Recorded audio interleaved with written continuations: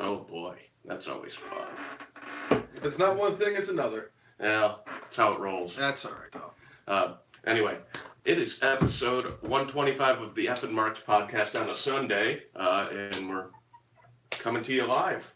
Beautiful thing, man. Yes, we are. So, like you said, episode 125, F and Marks podcast. Yep. And we are 1 week away from the Super Bowl of professional wrestling, as WrestleMania will be 1 week from today. Hell, probably around this time is when the shenanigans will be starting off here at 4 o'clock. No.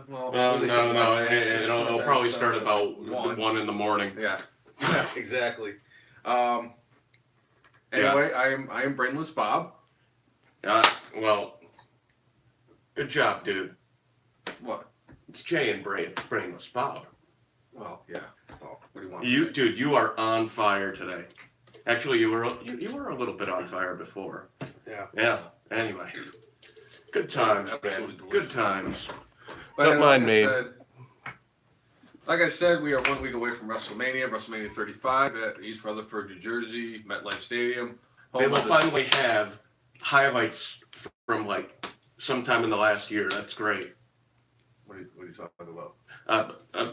They haven't had that many highlights in the Meadowlands in the last year. They've had a bad football team. They've had 2 bad football teams. They continue to have a couple. Are you done? No. Are you done? No, you're not. I'll be done for now. No, dude, WrestleMania is going to be awesome. There are a lot of things I'm really looking forward to. They did some good things, some interesting things this week to kind of pep up that card, and I've got some ideas for what may be down the road. And I really am just being like a selfish bastard because of the fact that I was unable to go to WrestleMania this year. I hope it snows. I hope they get a blizzard up there. I swear to God. I want like 14 feet of snow. I want it so that the big dog will go out there and realize and be like, no, it's too cold for me to poop all over the ring. And he just goes back into the thing. That's what I want. I want WrestleMania to be an absolute disaster because it's going to snow. Right. That's what I want. I want Vince McMahon to actually feel failure, just like the XFL the first time around 17 years ago. What about that Monday Night Raw that they did from like the parking lot of Titan Towers? When they were supposed to have it in Hartford, Connecticut. Which I was there. I was there recently. Yes, you were. You just got back yesterday from the wonderful state of Connecticut. Yes. It's well, I have no. It is what it is, man. It is what it is. And we don't live there, so good for us. No, we're the only smart ones in our family. Yeah, so, freaking ton of crap to get into this week. But this week, to me, the top headline is the main event for WrestleMania was announced, and they really like. It's something that I think we had assumed, but you know, until they officially announce this stuff, you just don't know. So. I can't argue that. I really can't. I think them announcing the main event, and it's really amazing because it is usually like the week heading into WrestleMania that they announce like, oh, this is going to be the match that's going to be closing the show. Usually like within the last few days heading into it is when they announce what the main event will actually be. And to no surprise to anybody except for maybe Roman Reigns, the main event is not Roman Reigns. Well, I mean, the thing with this, like, they've made the women's match the headlining match of this card, and they ended up doing something on SmackDown, which I think kind of upped the ante for this and could lead to some interesting things. I'm really going to go off about that, too. SmackDown left a really bad taste in my mouth. Honestly, considering it was one of the better shows they've had this year, too. Well, the thing with SmackDown is, like, part of it's a problem that, like, short-term thinking and short-term booking, and then in the end, though, I almost think that this actually may end up overall better. And I'll get into that a bit, though, more. So. That's fine. You can be entitled to how you feel. Yeah, man. I'm going to be entitled to how I feel. Then, even though I have no brain. Right. Anyway, should we do some shameless plugging before we start? Yeah, we can. No 40s for us this week, but I will do a shot to start off this podcast. So if you got something and you have nowhere to drive and what have you, and you're in a good spot, crack it open right now with your good friend Billy D. Williams, F and Mark's Hall of Famer Billy D. Williams. So, got this from alcohol from Connecticut. Oh, really?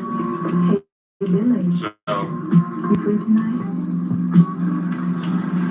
works every time. it does work every time. The dynamite taste of Colt 45. It works every time. And we are also brought to you by Studio. They make sure You ain't booty. And Kofi Kingston finally, again, something everybody knew was going to happen. Kofi Kingston finally has his match announced against Daniel Bryan for the shows WrestleMania. In my view, probably the best build, and it was an accidental thing that happened, and it couldn't have happened to a better dude. So an absolute shitburger to the rest of the fucking roster that thought that they were more deserving of this. There is not a human being on SmackDown Live that is more deserving of an opportunity to wrestle for the WWE Championship at WrestleMania. Hell, I mean, anybody in any freaking Raw, SmackDown, NXT UK, there is not a human being that deserves this opportunity more than Kofi Kingston. The man has been a hard worker. He has been there for so long. He has done everything the WWE has ever asked him to do. He is a human highlight reel. And, I mean, just from being a solid competitor and loyal, you got to give him a chance. not For Loco in my hand or the Brainless One's hand. I didn't want that. And I had a shot before, but right now I've got a monster. My favorite, the Ultraviolet, is freaking awesome. And I had to try the new Ultra Paradise, So, which will now, I think, after today, will be making an appearance in my rotation. sure.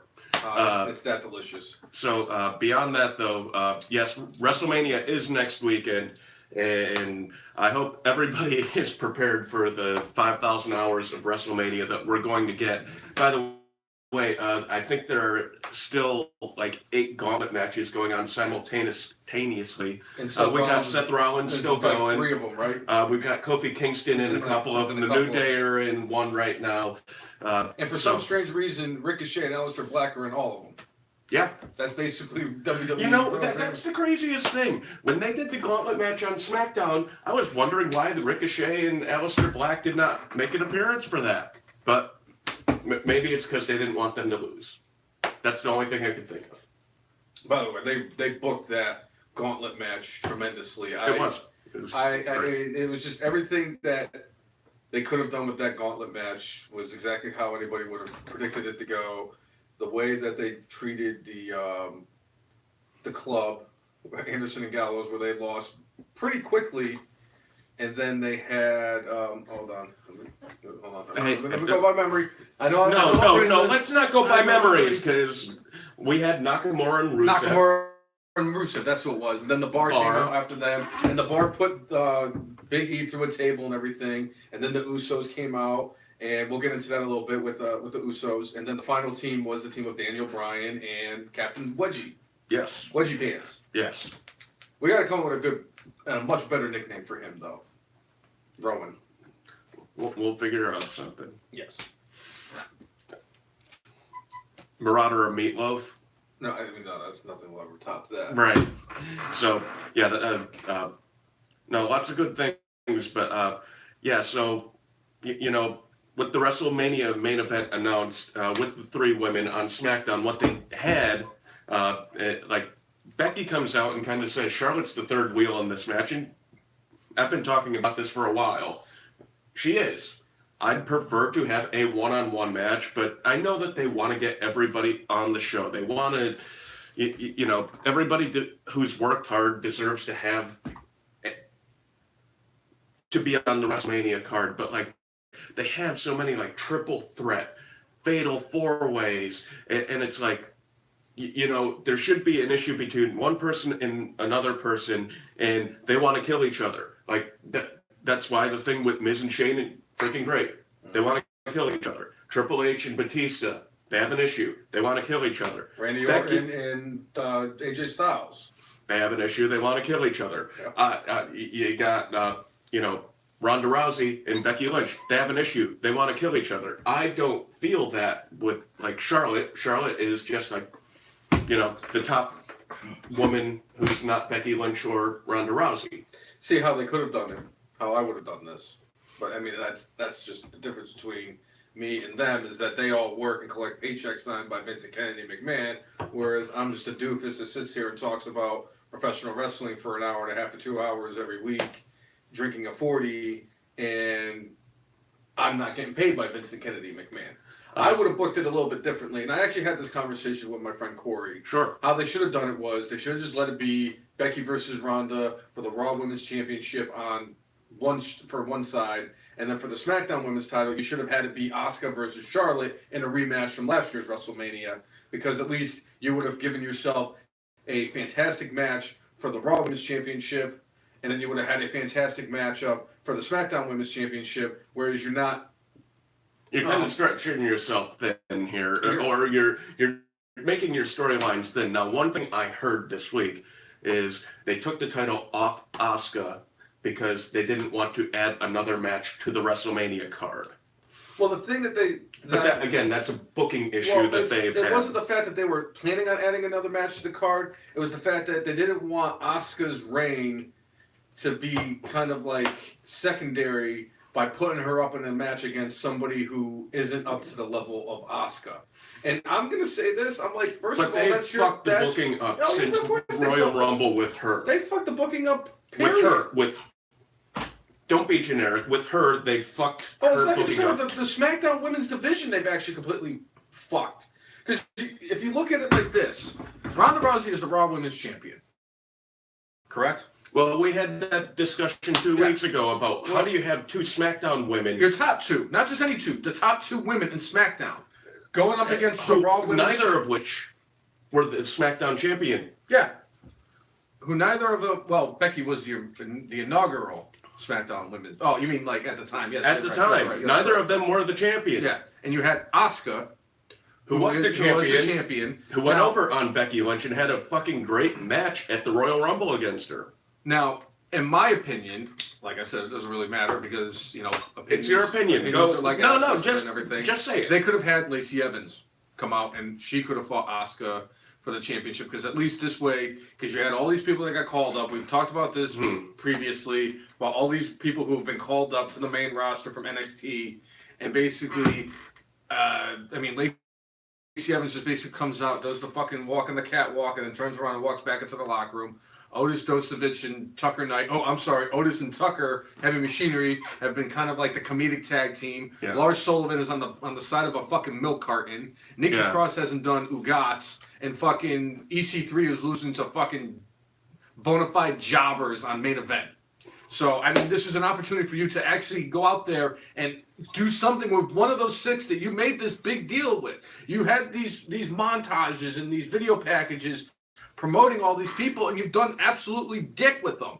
So what do you do instead? Oh, you bring up Aleister Black and Ricochet and have them fight on Raw, have them fight on SmackDown. I'm sure they were fighting on 205. They were on main event. They're still fighting at NXT. They're fighting at NXT UK. I mean, they brought back Saturday Night Main Event just so they can have another show for Ricochet and Aleister Black to wrestle on. They brought back FCW too. And they brought back FCW. Hell, they brought back ECW. And they're wrestling and all WCW. I mean, that's all it is. It's just they're going to have like a 24-hour show of it's just Ricochet and Aleister Black fighting everybody. Yeah. And it's like, all right, that's stupid, but I'm not saying the fact that they're on the main roster is stupid, because I'm a huge Ricochet fan and I'm a huge Aleister Black fan, and I love those guys, and they are in the right direction towards the future of WWE until Vince McMahon poorly books them like he's going to do, because that's what Vince McMahon does. But the fact is that you did nothing with these people. If you had given either Nikki Cross, who could have had a pretty good match with Asuka at WrestleMania, or Lacey Evans, who I know a lot of people were very skeptical about her being well, and that's why I think like they kind of have kind of pared her down. I think she'll have a moment at WrestleMania, but I think that's what they wanted to do, and they realized that she's not ready for primetime in the ring, and it would have been a bad match. mean, I never saw her really embarrass herself on NXT, but going from Full Sail University to 80,000 people is vastly different. So, I know, going from Full Sail University to a Monday Night Raw crowd made Lars Sullivan have a fucking aneurysm. well, you know, mental illness or like whatever he was dealing with mentally, it's nothing to mess around with. So I hope the dude ends up all right. And I hope we actually see him on the main roster at some point. But yeah, I mean, he's on the side of a milk carton, man. So It's been a long time since we've seen Lars Sullivan. Andy, Karma, she had, I don't know, so many weird things happened with her where, you know, they were about to have her finally like have matches, and then she said she was pregnant. Supposedly she had a stillborn, and then supposedly the stillborn wasn't a real thing. It was all some sort of hoozy that was just whacked out. She ended up back in the knockouts division for a bit, and then she retired from active competition. I really wish that we had seen Karma a bit more in a WWE ring, but if you ever want to check out any really good things from her, Awesome Kong versus Gail Kim in TNA, freaking awesome stuff. So I would check that out. But yeah, Karma, it'd be, as much as it'd be interesting to see her back, I think she dealt with too many injuries over her career, and she just couldn't. Also, if you mounting injuries. you also want to see her perform and actually do a really solid job, and also is watch her in the remake of Glow, the Gorgeous Ladies of Wrestling that they Oh, have yeah, on Netflix. She actually did a really good job on that. I mean, all the She's a girls good in- actress. Oh yeah, she's a Well, good actress. like she's not. I didn't sit like. I wasn't like going. She's a wrestler who's in a TV show. She was actually a legit like Yeah, she was pretty- actress. she's Like pretty solid. she was not an embarrassment. No, like and they all did. That show was tremendous. like I Hulk thoroughly- Hogan and some of his acting. Hey, don't you disrespect Hulk Hogan. Hulk Hogan had the greatest performance by a professional wrestler in any movie or TV show when he played Thunder Lips in Rocky III. And I will stand by that fact because of the fact that he had to Stand get by that fact. And I will tell you right now, the reason I believe that is because Hulk Hogan had the best wrestling match of his career against Rocky Balboa. He may have. Let's see if I can find his parts of his stunning performance. But beyond that, No, it was fucking terrible. Who am I kidding? I know it was terrible. I'm just you know, you always love but that. you know, it's Hulk Hogan. I have to throw my freaking love and appreciation towards the Hulkster. If it wasn't for Hulk Hogan, this whole podcast never would have happened. Right. Because I never would have I never would have been a Hulkamaniac. Never would have became a professional wrestling fan. I never would have. 30 years later, I wouldn't be talking about wrestling. I mean, who the hell knows what I would have done with all that time? To all my love slaves out there, Thunder Lips is here, baby. in the flesh, baby. Oh my god. The ultimate male Versus the ultimate meatball. And yet, that performance was still better than any promo that Baron Corbin has ever cut. Yeah, true. I would say though, since we're on the topic, and I just want to get into it a little bit, and then we'll go back to the topic Sure. at hand. I think that Batista's the best when it comes to all the professional wrestlers As an actual actor. into actual acting. I mean, he did it all. I mean, him as Drax was fucking. Well, The Rock too. It's more. The Rock is a pretty good actor who knows his audience and like he knows what he could do, and he does it really well. I always forget about The Rock. I don't know why. Well, at this point, he's more of a movie star than a wrestler. But Which is funny because like this week, I mean, Phil Goldberg in Santa Slay. I mean, that's freaking classic. I love that. I mean, Roddy Piper and They Live. Right? I mean, that was better. Put on the glasses. I came here to chew bubblegum and kick ass. And I'm all out of bubblegum. Yeah. So, lots of great acting performances out there from professional wrestlers. Roddy Piper on It's Always Sunny in Philadelphia. I mean, Roddy really, Piper and the Tonga Kid in Body Slam with Dirk Benedict, who is from A-Team fame from back in the 80s. Stan Hansen in No No Holds Holds Barred. Barred. Are you kidding me? Zeus in No Holds Barred. But he was an actor who became a wrestler, also known as Debo from Friday. Right. He was also the president in the Fifth Element. one of my all-time favorite movies. Yeah. Of course, I can watch any movie that Bruce Willis is in. He's a goat. Yes, he is. Yep. But anyway, to go back to this, I just didn't like the way that they handled it, and What? the Just whole so the SmackDown Live Women's Championship thing, having Charlotte go out there and win the title. A lot of women were pretty pissed off, and they took to social media this week because the day of SmackDown this week, it was supposed to be a fatal four-way between Carmella and Naomi and Sonya Deville and Mandy Rose, and the winner of that match was going to fight Asuka at WrestleMania. And Vince McMahon decided that he was going to scrap it the day of the show and say, I don't want to give Asuka the 17th or 18th match on this card against somebody who she probably deserves better against, could potentially fight. And I thought about it and I said, Naomi has legitimate beef. Naomi is a former two-time SmackDown Women's Champion. Naomi won the first ever Women's Battle Royal at WrestleMania last year.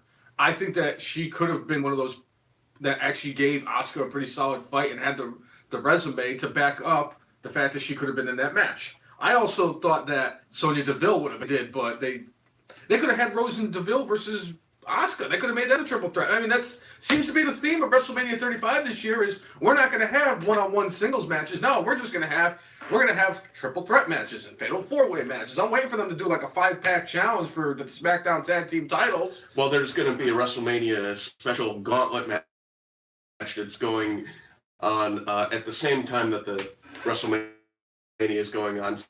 So all 20 hours of WrestleMania, we're going to see Seth Rollins. Rollins is going to be in multiple matches. He's going to be in a gauntlet match, and he's going to fight Brock Lesnar at the same time. And the funny thing is he's going to live an hour and 14 minutes.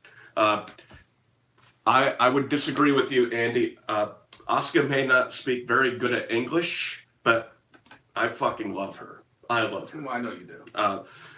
But beyond that, so as much as I'm pissed off about what they've done with Asuka since the Royal Rumble, as much as it's stupid to take the title off her, and now we have both women's titles in this triple threat match, which should be a one-on-one match, but triple threat match. What have I been talking about, ever since they did the brand split, is I thought they should have put 205 into one. And it's not because, they don't have as many women on the roster as they do men. So having one title makes just a little bit more sense. Mm-hmm. And have whoever the champion is go between SmackDown and Raw. Obviously, there's an NXT Women's Championship. I don't think they should do that. What's going on, Tommy? But, make it so that title could go between shows. They're doing it with the women's tag team titles. And it's funny that you brought that up about how you said that they should have had the women's show and the women on one show and the NXT or the 205 on the other one. I said the same thing to the same extent, except my idea was you keep the women on one show and you have all the tag teams fighting on the other show. Because at first, it was kind of like a watered down SmackDown tag team. Well, the SmackDown tag team division wasn't terrible, and Raw had a couple of decent tag teams. Now you look at it, SmackDown's fucking loaded with tag teams. Yeah. You got the Bar, you got the Hardys, you got the Usos, you got the New Day, you got Sanity, you got the Club. You have all these great tag teams on SmackDown, and then Raw is basically the Revival and a makeshift tag team of Gable and Roode. And Gable and Roode did their best to make it work. They worked. I think if they would have given Gable and Roode a few more months, they could have been at least a little bit more established. They ended up developing a good chemistry with each other. Gable ended up having the same robes and what have you. And it was a fun little bit, but, they've turned to Revival. Revival supposedly allegedly asking for the release, and then like, hey, we'll give them the tag team championships, and oh, by the way, now we're gonna start having them lose to everybody. You know how that fucking gets me fucking going. Yes. It's like, really, you're a champion, you fucking lose every week. Like, having the title does not sit there and make you a champion. You can sit there and hold the championship and be like, we're fucking the greatest champions ever, and you lose every week. Eventually, guess what? The general viewing public's going to be like, these guys are a bunch of losers. Why should we even take them seriously? And that's why my whole thing against champions losing. You know? Yeah, I agree. And it does water down the championships when it does happen. Especially with how often they've been doing it lately. We saw it on fucking Monday. We did. And as much as I'm slightly more understanding with the Monday circumstance, and they kind of sort of did it on Tuesday on SmackDown, but the way they did it at least was like, all right, that makes sense. Correct. But it's like, you can't just have your fucking champions lose over and over and over, especially if it's a secondary title. It's like you're trying to get these people to build up and you're shitting on them constantly. So, You know, your thing is that you get pissed off when the champion loses clean in a non-title match. My big thing is the hot potato of the championships. Of like, and both of those have been happening and both lately. have been happening lately. So we've both been kind of triggered on that. All right, so Andy's bringing up that he thinks Andy that Fox? no, Oh, damn. Bray Wyatt and Bobby Roode he thinks would be a good tag team. I think it would be interesting because I think it would be like one of those. These things do not fit, but let's see if we can make them work. One of these things isn't like the other. But I think it'd be an interesting tag team. And so a couple other points that were brought up along the way in the comments were they think no matter what, Ronda is leaving after WrestleMania. I'm not 100% sure with that, but I would say I think we might see her for like another month after Mania. I don't think she will be gone from WWE for good. I think she'll take a hiatus and be back. That's my thought. My thought is, and I'll get into my final prediction next week, but my thought is that if she does lose to Becky Lynch at WrestleMania, because that's what they're really building towards, if she loses to Becky Lynch, she gets pissed off, takes out her frustrations, beats the holy hell out of Charlotte, because Charlotte's the reason why she lost the title, and then she gets kayfabe suspended. That's my opinion of what's going to happen with Ronda, and then we'll see her come back. Probably, my guess is like maybe SummerSlam, no later than Survivor Series. Maybe comes back before Survivor Series, and then we finally get that Survivor Series match that everybody's been talking about for years, where it would be Ronda Rousey, Shayna Baszler, Jasmina Duke, and Marina Shafir going up against the four horsewomen: Becky, Bayley, Charlotte, and Sasha. Yeah. Wow, I can't believe I got all 8 of those names without fucking up. Good for you. That's a fucking you know what that is? That's a attaboy, pat myself on the back. Good job, Barry Horowitz. But that's my theory of what they're gonna do. All right, and then somebody else came up with a very interesting theory, saying Kofi is going to join Vincent Kennedy McMahon. False. That's just what somebody put out there. Yeah. I don't see where that is. Like, I don't think it's far-fetched. I would say it's more likely not going to happen because, in my view, Daniel Bryan, who I thought was going to be the good guy for the rest of his life, turned heel. I don't see how Kofi will, take over that top heel spot by aligning with Vince, because I don't think Vince is going to be on TV long term. It seems like Vince is like Just to build up he's a novelty between Royal Rumble and WrestleMania. If Vince was on TV every week, I would probably see that as more of a possibility. But Daniel Bryan being the heel that he is, I don't see Kofi taking that spot right now. And it's not a terrible theory. I'm just personally, I don't see it happening. I could see more of the lines of either Big E or Xavier turning on Kofi and costing him the match at WrestleMania than I do of Kofi joining forces with Vince McMahon. But I mean, with what happened this week on SmackDown, it wouldn't make any sense. It really wouldn't. I mean, because that stopped WWE shitty booking before. Well,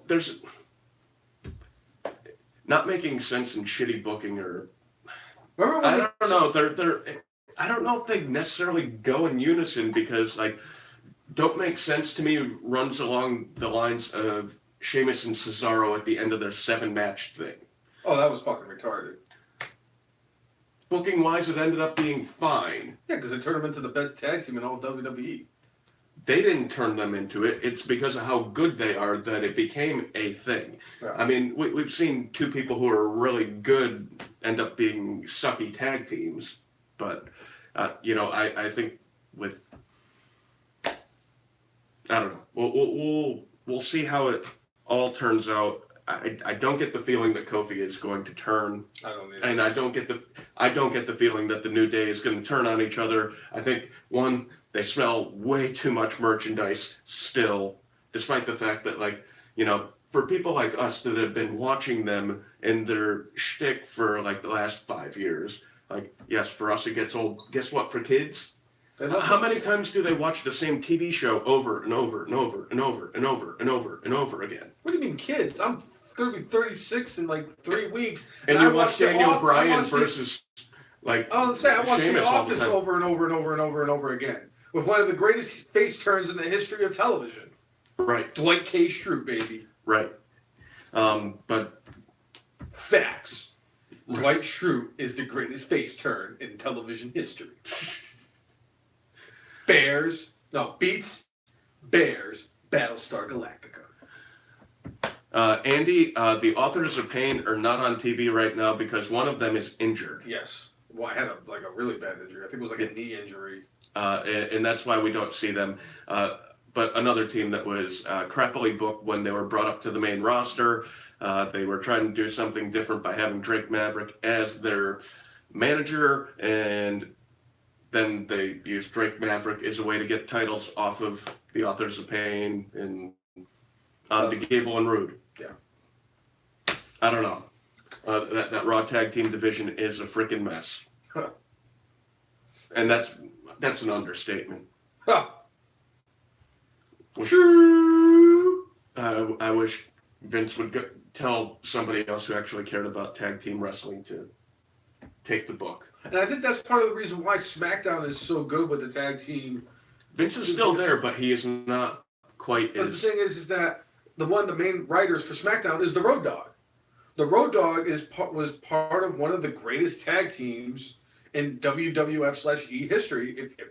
Obviously, with them going into the Hall of Fame this year. Yeah. Yeah, but I mean, I know I shit on them because when they were bringing back all the tag teams, when they brought back the Hardy Boys and they brought back the Dudley Boys and they brought back the Headbangers and all that stuff, and I was like, well, look at that, Triple H just put the tag team titles back on the Road Dogg and Billy Gunn just because those were his boys, whereas the Dudleys, who are arguably the most decorated tag team in wrestling history, They are. No, there's no arguing about it. They're the greatest arguably the greatest tag team of all time. They could be. I know that's your opinion. I with fucking it. love That's those fine. guys. Yeah. But that always pissed me off because it's like, why would you not let the Dudley Boys have the tag team titles so they could have their 10th title reign, but instead you're just going to give it to the Roadkill and fucking the one Billy Gunn. Right. By the way, speaking of the one Billy Gunn, Yep. I really oversaturated wrestling this week because obviously watching Raw, SmackDown, NXT, yada yada yada. I actually watched a couple of WrestleManias this week as well. Yep. I actually threw on WrestleMania 14. Yep. I think it was 14. The one where Shawn Michaels lost to Austin. and Shawn Michaels. Yep. And then recently, I think it was Friday, I watched... Yeah, it was. Friday, I watched WrestleMania 18. Yep. With what should have been Hulk the main Hogan event, versus The Rock. Brother. And it just so happens that one of the matches on that card for 18 was the Fatal 4-Way Tag Team Elimination match, which they announced before the match that it was an elimination one instead of waiting for a tag team to get eliminated, like some wrestling organizations do. Where Right. They wait until somebody gets pinned and then say, "Oh, by the way, it's an elimination match. We're retarded, dirt." Right. But it was the Dudleys, the Hardys, the APA. the Acolyte Protection Agency, and Billy and Chuck. Billy and Chuck. Which I am so glad there was a period of time for people who might not know, who are just tuning in for the first time or have tuned in for only a couple times and everything. There was a period of time back in the early 2000s where the Brainless One took a hiatus from watching professional wrestling. It was around WrestleMania 17 when I stopped because of Austin joining forces with Vince McMahon. It didn't make sense character-wise. It was character assassination, and it assassinated your favorite character. And they assassinated my favorite wrestler of all time. And I just was like, I can't fucking do it. So I took there was almost 3 years where I was actually stopped watching. Obviously, if it was on, I would flip through and say, oh, look and see what's on, and I would watch it for maybe 5-10 minutes. Nice. That's awesome. Taking F and Mark's Hall of Famer Tommy taking his son to his first professional wrestling show in a couple weeks. That's awesome. Tommy, does your description on your Twitter account say F and Mark's Hall of Famer? Yeah. So anyway, those tuning in for the first time, if you're having fun and enjoying the banter, and feel free to comment and like. But we'd love for you to share the podcast out and make sure that you're liking the Wrestling Marks page on Facebook and our pages on Facebook, Twitter, YouTube, Instagram at the FNMARKS. Yes. But anyway, we will subscribe back and like you. So, yeah. I think you should too, Tommy. It would mean a lot to me if you did. So, good times, man. I know mine says co-host, and on my personal account too. But anyway, during that period of time, there was a lot of stuff that I didn't get to witness. I mean, I missed the whole invasion angle. Yep. I missed basically Goldberg's entire run in WWE until recently when he came back. I missed a lot of things, and I am so glad of all the things that I missed. There's two things in particular that I'm glad that I missed. Katie Vick and Billy and Chuck. The thing was, that got so much mainstream media attention because, it was, back then it was such a hot button issue because, it had been yet to be decided in courts, and then finally, Massachusetts, they were the first state to say, oh, it's okay, gay marriage is fine, but, WWE played that thing up, and it was beautiful. It was on, the Today Show, they're they didn't know it.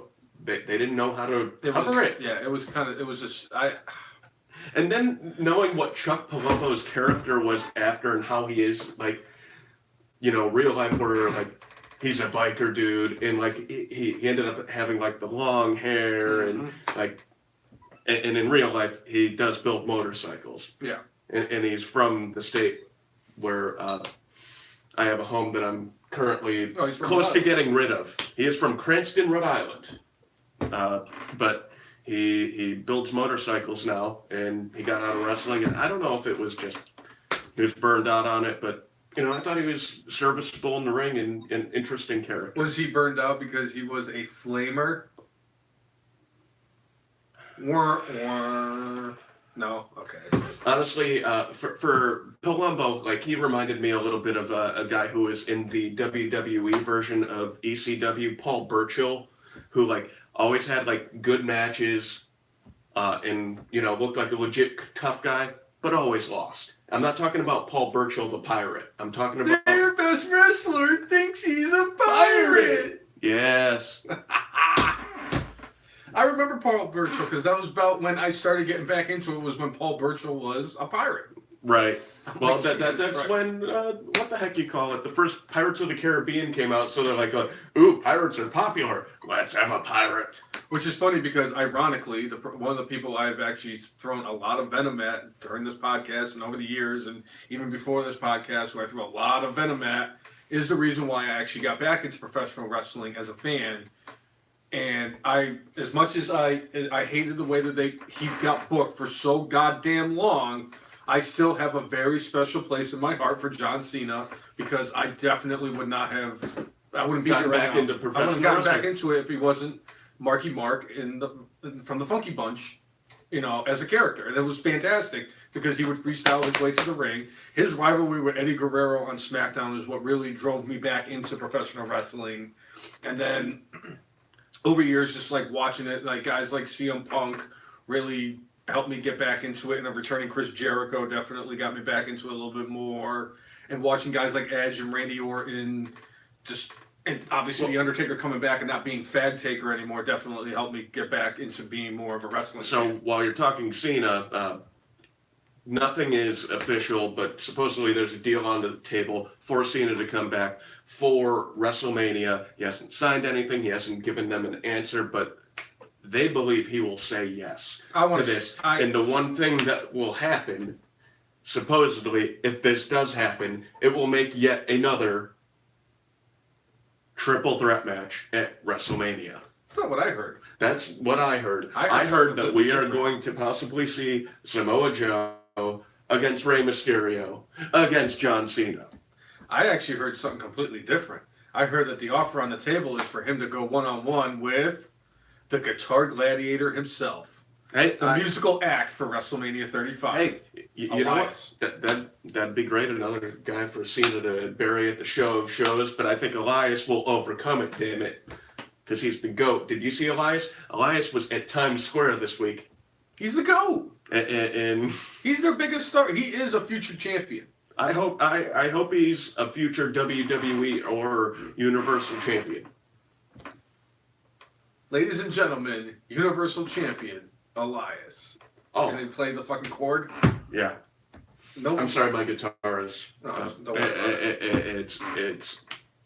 The man is fucking fantastic. I actually want to get one of his shirts. If it all goes To plan. well, I might actually get one so I can have a new shirt for WrestleMania this year. And I'd like to have a new shirt for WrestleMania. And All goes well. You have to get that shirt in the next couple days, I son. got to order it by like tomorrow to get it by So- Saturday. Yeah. So. It has to be the right deal though. It has to be like the buy one get one for $1. And I already know what shirt I'm gonna get too. All right, Andy is asking us if we think that Triple H is going to lose his career at WrestleMania. I am going to get, we'll have predictions next Saturday on the show. I'll give you a short answer right now where Triple H won't lose his career next Sunday at Mania, but I don't know if that necessarily means he's going to win. We'll see, though. But you'll just have to tune in next week. I'm gonna have to buy more of these. This is just fantastic. I'm So sorry. the brainless one giving the seal of approval to the new Monster Energy drink. It tastes just like those tropical Skittles that they used to have in the blue bag Beautiful. back in the day. Oh my god! And I'm always very skeptical about trying something new like this. Oh, how long did it take you to try the ultraviolet, man? Not that long, actually. You were like, you should try it, and I went and tried it. Yes, I know, Tommy. Don't worry, he's working on it. Literally, he's working on it. It's money. Literally, he's working on it because the brainless one has a new job that is A little making bit better, it so. a little bit better paying job than what I was doing before, and I have to, get myself it'll in happen, a but- spot to make it all happen. Well, and then once we start making these shirts, hopefully we'll get our friends here at the Wrestling Marks page, and we'll sell them because I think we've got some fun ideas for different shirts and different things to do with it. So. I am singing my song next week, by the way. Good. Fuck Jesse. That's all I'm gonna say. No. You fucked yourself over last year, friend. You fucked yourself over. And It's our show. But I will say our this- show, I will say and you let this- somebody else I tell will- you what to I do with will- our show. I will say this, I'm though. sad that I wasn't here to help you. I had crap I had to do Don't worry about last year because I actually feel better now because Make sure you practice that shit. I've given myself like a whole year of just beating the original song into my head that I actually think that I have the actual tone, I guess, or is the Good. beat or whatever it is Yeah. down. So I feel a lot better about it. So I feel really good. I'm actually going to sing right, this year. Andy. Right. And it still holds faith. Hey, or faith. And you know what? You know what I think you should do? I think you should take the 26 names of Cassius Ohno and you should put it to a beat. You should probably do that. We could either do it next week. We could make it a YouTube exclusive. I could make that a YouTube exclusive. We could sit there and find some beat, and you could sit there and just cut a freestyle on the Cassius Ohno. yeah. I mean, the dude, Marauder of Meatloaf. honestly, I want to take that part from the song. The I'm gonna knock you out. The Zapper- Cash this, watch me bash this storm, and I'm just getting more. I'm gonna knock you out. Mama said knock you out. Yeah. I could do an actual Cassius. You You might be on something. I'm gonna knock you out, and I'm gonna take all the words out, so you can flow over that beat. Instead of the 26 names of Cassius Ono, what I could do is I could do the Mama said knock you out, and I could do a Cassius Ono remix. Right. I could do that. It's one of my gifts is I'm actually really good at like freestyle, or not really freestyle. Rapping Robo. Rapping Robo. I call it Robo. No, thank you. Yeah. Andy, yes, I have vague recollections of Triple H in WCW as terrorizing. I don't remember this so much as like I heard about this and I went back. Terrorizing had an interview with Gordon Soley, and Gordon Soley was drunk. Oh God! But like, if you go back and watch the interview, and you're like, going, yeah, he looks like he's pretty freaking torched. And the funny thing is like Triple H has never been a drinker, so like everybody wanted to ride with Triple H because hey, we got a designated driver, man. That's true. So I mean, I forget which member of the D-Generation X actually said it. He was like, that was the one thing about Triple H. He's like, he never drank, so he was always our designated driver. I think Kevin Nash has said it too. I know. I think it was X-Pac. I think it was X. Well, of course, because he's more fucked up than any other human being other than Scott Hall. Right. So, but hey, yo, take a look at the bad guy there. Hey, he's more dirt than fucking Eli Manning. I was this close to watching Scott Hall die. So I almost paid $60 to watch Terry Funk die. What's your point? Whatever One Night Stand cost back in 06, I forget how much pay-per-views were back then. It was at least 50. But I was there in person. I was feet away from him, and I'm looking at him like, this dude's going to die tonight. It was just crazy. I mean, I vividly remember being in there in Fall River in Massachusetts, Top Rope Promotions, and like, freaking hey, man. Like, Just Incredible was the sober one. I remember that. He was the sober one who like was trying to help him out and like, Former WWF wrestler, the Portuguese Man of War, Aldo Montoya. Damn Just straight. Incredible. That's right. So, but good times, man. By the way, I'm glad that Scott Hall is seemingly doing well these days. I'm hoping that Just Incredible is like, I have not seen him get arrested lately, like certain other former WWE employees, Sonny.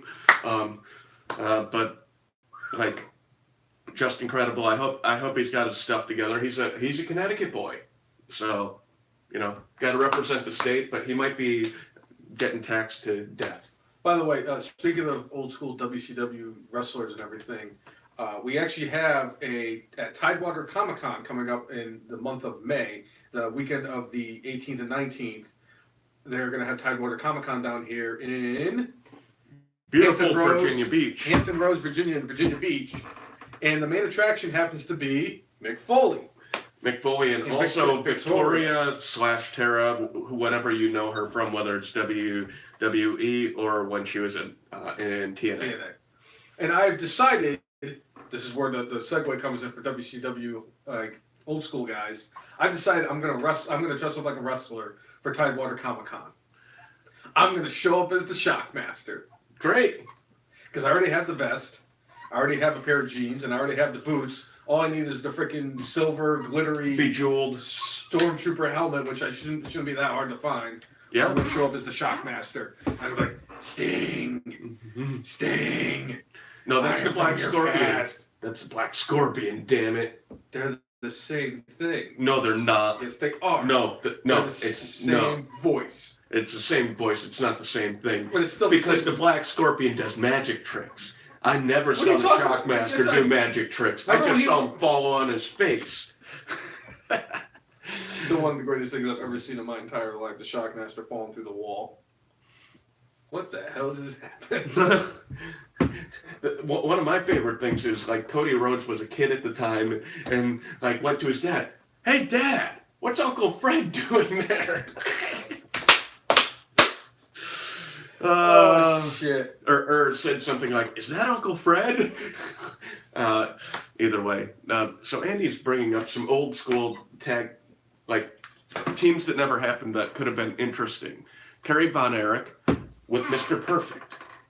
That could have been interesting. The Perfect Tornado. There you go. I wonder what Matt Hardy could have done with that. He could have slammed both of them. Yeah.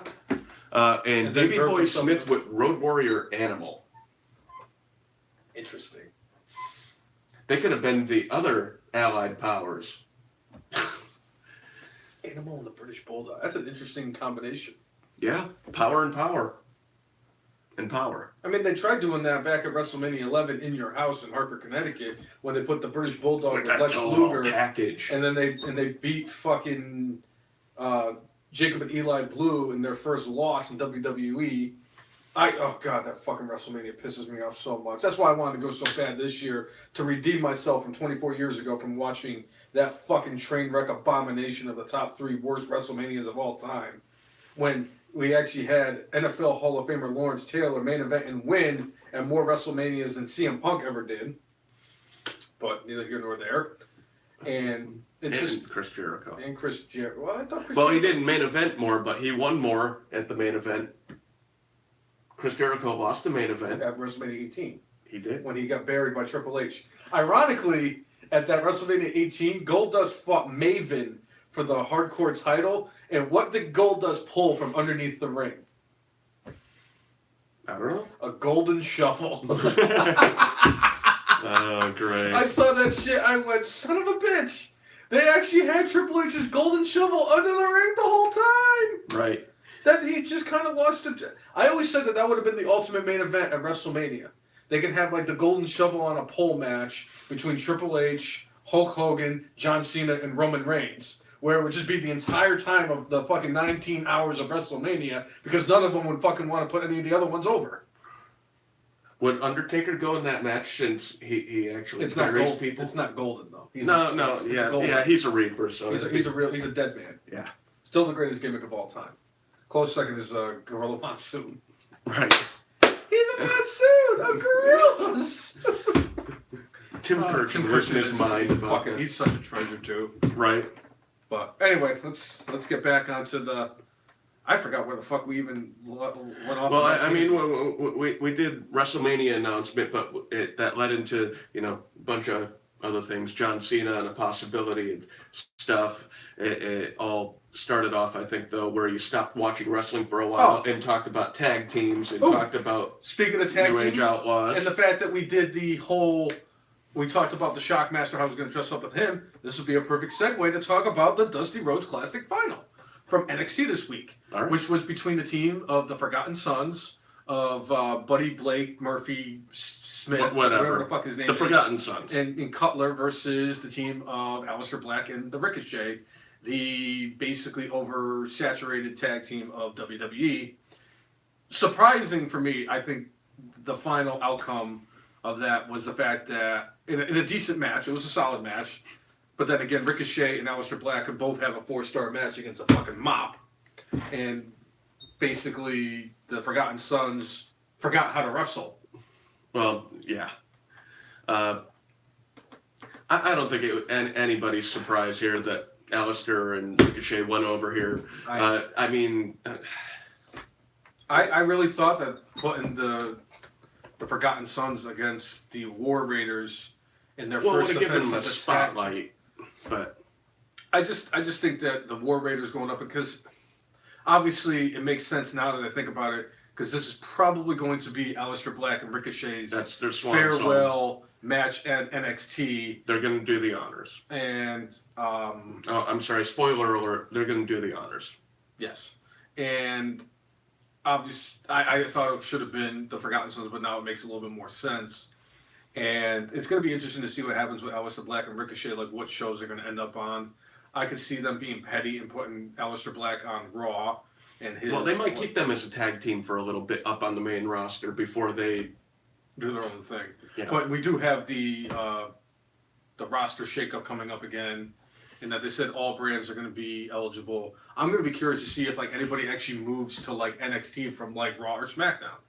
I mean, Like Kurt Hawkins, where he could continue his losing streak down in NXT. Like, does this mean that Cassius Ohno is going to officially stay on NXT UK, which I think would be a tremendous thing for him? Yeah. I think he really made a name for himself and has a solid following in Europe, so I think it would make a lot of sense for him to be out there, and it gives him fresh talent to go up against. Andy bringing up some old school shit with The Undertaker, heart punching Tombstone. Yes. Undertaker is mean Mark Callis used to have the Yeah. heart punch for his ending move. Yeah. Interesting things. He brought up Sid Vicious's promo where he called himself stupid in front of the outsiders. That was fantastic shit. That was great. But one person, I will say this, one person who has already established the new brand that he is going to be on before the roster shakeup. Oney Lorcan is now officially part of the 205 Live brand. All Where I right. thought he should have been years ago. I really wanted Oney to be at WrestleMania this year. That would have been such a great moment for him. Obviously, he'll eventually get there. I think. I sure hope so. I think he's a hard worker, and he's got a lot of intensity. His facial expressions are freaking dynamite, and he's a good dude. He looks like somebody you want to go to the bar and have a beer with. Yes. Not that that's a bad thing. Not that that's happened or anything. Right. Beyond that, so we're going to get Aleister Black and Ricochet versus the War Raiders. I hope this is the first match on the card at NXT because I want to see that fucking kick-ass War Raiders entrance start the show again. I know there are some people out there like, why do they always start with a tag team match? I'm sorry, but if the fucking match is awesome, I don't care where the hell it is. Just make it not seem like a joke, which they haven't been. Honestly, have that kick-ass entrance.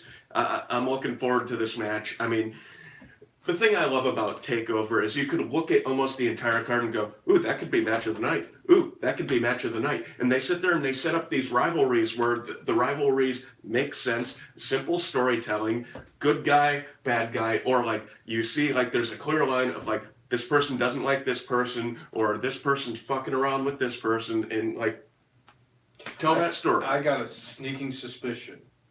The only match that I think that could actually rival that should be the curtain jerker for NXT TakeOver would be the Ultimate Brochacho versus the Velveteen Dream.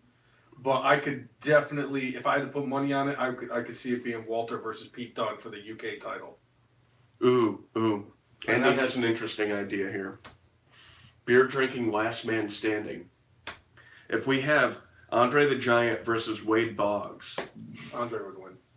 Andre probably would It's win. not fair to have Andre versus anybody. But if we're going to have a beer drinking contest, I would be curious to see Sheamus versus John Cena. Yeah. Because I heard John Cena can throw him back.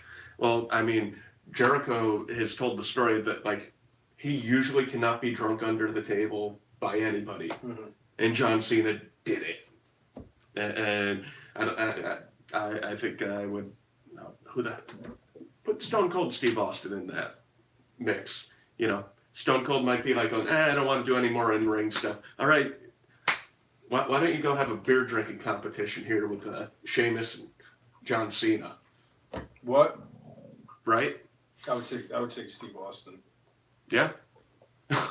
Well, Andy, I think a couple of those folks, I would say they should probably never drink again in their life. What do you got, Dix?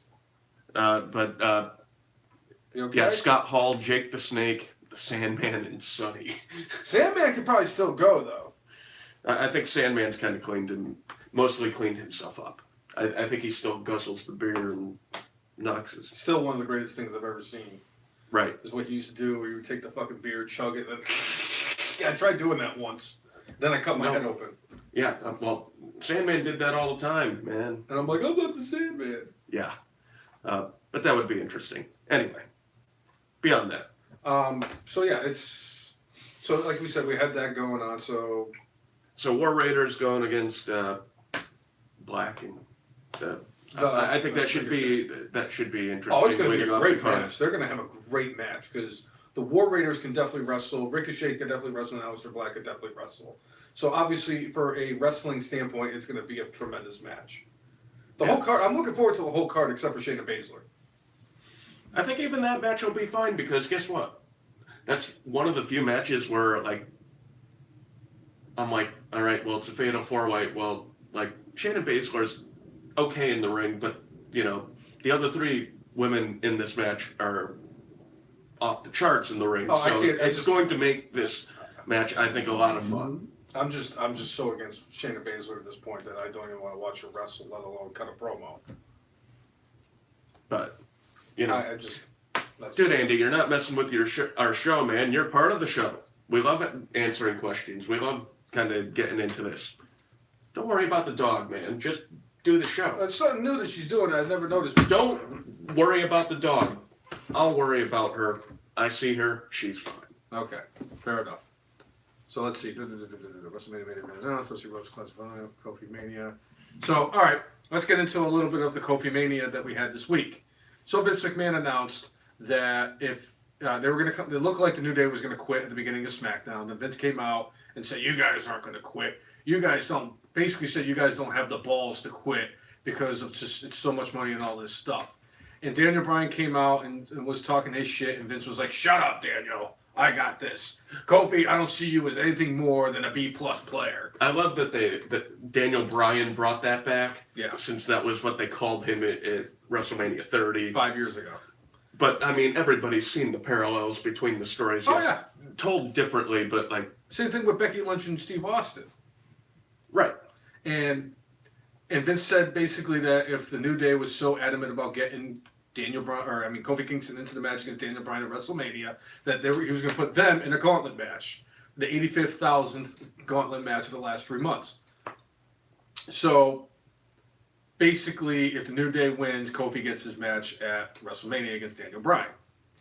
So, to start it off, the New Day went up against the club, knocked Anderson and Gallows out really quickly. Yeah, I mean, that was a squash match. Yeah, basically the squash of that. Then it was the team of Nakamura and Rusev that came out, decently matched and everything. They went over on them. Then the Bar came out, no fucking surprise, because they're kind of like Vince McMahon's cronies at this point.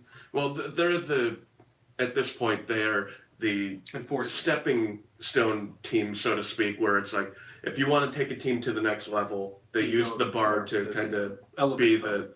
Because they set the bar, they are the Bar. And, they went over on Sheamus and Cesaro. Sheamus got pissed off and put Big E through a table. Then they were going to go up against the tag team champions, the Usos. And they were trying to get everything situated, and then the Usos were like, no, listen, we've had some of the greatest rivalries with you guys, some of the greatest matches. We have the utmost respect for you guys, and most importantly, we have the utmost respect for Kofi Kingston, and he is loved by us and everybody in that locker room, and they forfeited their match against the New Day to actually help make it easier for Kofi to get his chance to go to WrestleMania. I love the fact that they kept on looking backstage, and it was like Kofi watching it backstage with a couple people. Then there was more people that were surrounding Kofi backstage, watching it on the monitor. Like even Becky Lynch was one of the people. One of my favorites, though, was the super wide-eyed, crazy-looking Nikki Cross, like... Yeah. But it was just tremendous, and then they finished up against Eric Rowan and Daniel Bryan, and that was the last tag team. The one thing I will take away from this, and it really just kind of like irked me because it was prototypical WWE booking. Basically, Daniel Bryan had Eric Rowan clear off the announce table, and he was going to have Rowan put one of them through the table. Daniel Bryan got taken out by Xavier Woods, and then Big E prevented Eric Rowan from putting either Xavier or E through the table, and he threw Rowan over the table, and Big E's trying his damnedest to flip the table on top of Eric Rowan. Now, normal human beings, like if you're laying there on the ground, you see somebody trying to roll a heavy-ass table on top of you, what's your first reaction going to be? Get the hell out of the way, Get the hell out of the way. You're going to crawl, you're going to freaking run, you're going to do whatever you can to make sure that doesn't happen. What is Eric Rowan doing? And then the table goes over on him. I love the fact that they used the table and that was the final. They won by count out because it was unique and it was something different. Yeah. But the fact is that it was so stupid because it's like, dude, get the hell out of the way. You see a table flipping over on you. And it's happened on more than one occasions. I remember Del Rio, I think, won the heavyweight title because he did that to the Big Show in like a last man standing match. Well, one thing I will say about this, just remember, people our age are not the audience that they're trying to hit. If you are a 5 to 13-year-old boy or girl, when you see something like that, you're not sitting there like going, oh, I would try getting out of the way. You're sitting there seeing this guy like going, oh, they're going to throw him under. Like, they wouldn't think of the consequences. Really? Honestly, I think that's what this was. I wonder, Right. I'm just out of curiosity, I wonder if there was a kid up in Connecticut, in the Waterbury, Bristol area of Connecticut, that was watching it, and I'm surprised he didn't go to his dad and go, hey, Dad, he could have moved out of the way of the table, Dad. Same kid who went, he didn't even hit the chair, Dad. Well, I think he's a little older now. No, he's definitely a little older now. God, he has to be at least a teenager at this point. Right, Oh, he's definitely at least a teenager. He might be like old enough to like drive, right. which is crazy, but yeah. Maybe he'll go against Ron Zombie in a match. That'd be great. Still my favorite moment of the indie scene for me. He didn't even hit the chair, Dad. I've had too many to even. Oh, we've had quite a few just down well, we've here. had our own, yeah. We had our moment where we were the biggest heels in all of Hampton Roads. Right. But either way, kudos to WWE. Obviously, I brought up that whole Eric Rowan in the table situation now because I could have put it in my good and bad and brainless when we do that, except for the fact that I have something much better for my bad and my brainless. So that's why I brought it up now. Dude, wrestling all this week has been weird. There was like some really, really, really good stuff this week. Then there was some really, really, really bad stuff. And then I almost wanted to add a fourth category to that because there were a couple of things this week that were just sad, plain sad. But, you know. What do you want to do? A good, bad, sad, and brainless? No. I almost was like going, yeah, this is sad and this is sad. But I'm like, no. Good, bad, and brainless is fine. I mean, if you want to make like a sad for this week, we can do that. No. Either way. We already talked about how Charlotte went over on Asuka. Yep. Yeah, and how that kind of, again, I'm still thinking to me, the better idea for launching out of WrestleMania would be to unify the titles as opposed to having it, be multiple champions. It's possible to do that. It's possible that they could, I forgot who it was, but at one point, they had somebody who was champion on multiple shows and was defending the Raw titles on one show and the SmackDown titles on another show. I don't know if I'd want to see that. And but again, I think I'd rather see a unified title, have one women's title, one women's tag team title. And although I will say this, it wouldn't surprise me because another theory that came out was, let's say Becky does go over on Ronda and Charlotte at WrestleMania. Charlotte doesn't lose the SmackDown title. And at the end of the show in the main event, we have Becky with the Raw Women's title, Charlotte with the SmackDown Live Women's title, and let's say Bayley and Sasha retain the tag team titles, and the four of them stand alone in the ring, the four horsewomen with all the women's championships at once. The one thing for me that would not make sense with that is how Charlotte is being booked right now and how she is speaking about everybody. Character-wise, it wouldn't make sense. True. Because Charlotte's been crapping on both Ronda Rousey and Becky Lynch. So I don't see where they would be She has to do it with Flair. But, I mean, I could see that they might hold the titles up against each other, but I don't see where all four of them would. I wouldn't be surprised. I'm just saying, nothing surprises me. And honest to goodness, 30 plus years of watching WWE, nothing surprises me anymore. Nothing. Just saying. I'm just saying anything's possible. Speaking of anything being possible, we had the latest inductees in the WWE Hall of Fame. And if there was a set of a tag team that deserves to be in, is this tag team. And I guess the theme for this year's WrestleMania is multiple Hall of Famers. Yeah. Because we already had announced that D-Generation X was going to be inducted. So Shawn Michaels, multiple time. The Harlem Heat's now in, which means Booker T multiple. Which is fine with me because then they got to just put him in 3 more times. Right. So that he could be a 5-time WWE Hall of Famer. And I would love that just because I fucking love Booker T. I'm a mark for Booker T. But yeah, this week, much to the happiness of our good friend Big C, Corey, the WWE announced that they are going to be putting in the Hart Foundation.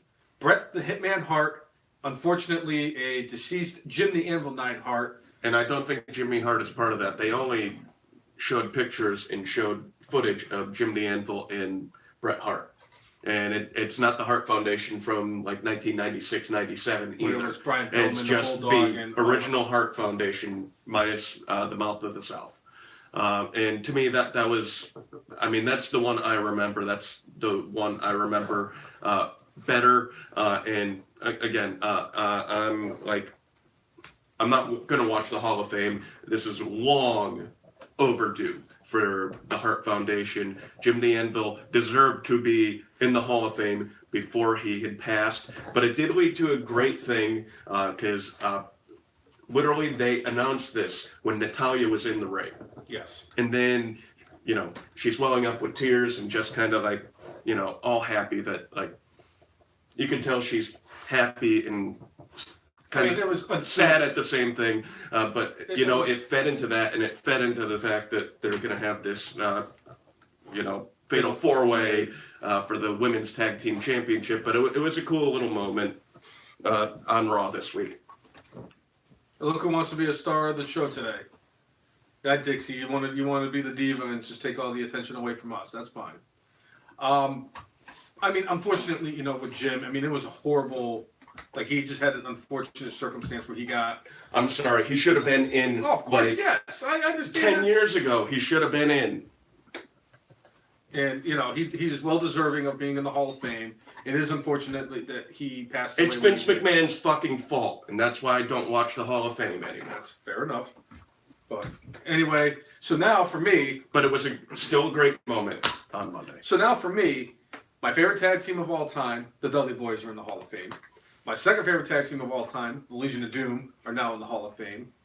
They just announced it a couple weeks ago that my third favorite tag team of all time, the Harlem Heat, are in the Hall of Fame. And now my fourth favorite tag team of all time, the Hart Foundation, are in the Hall of Fame.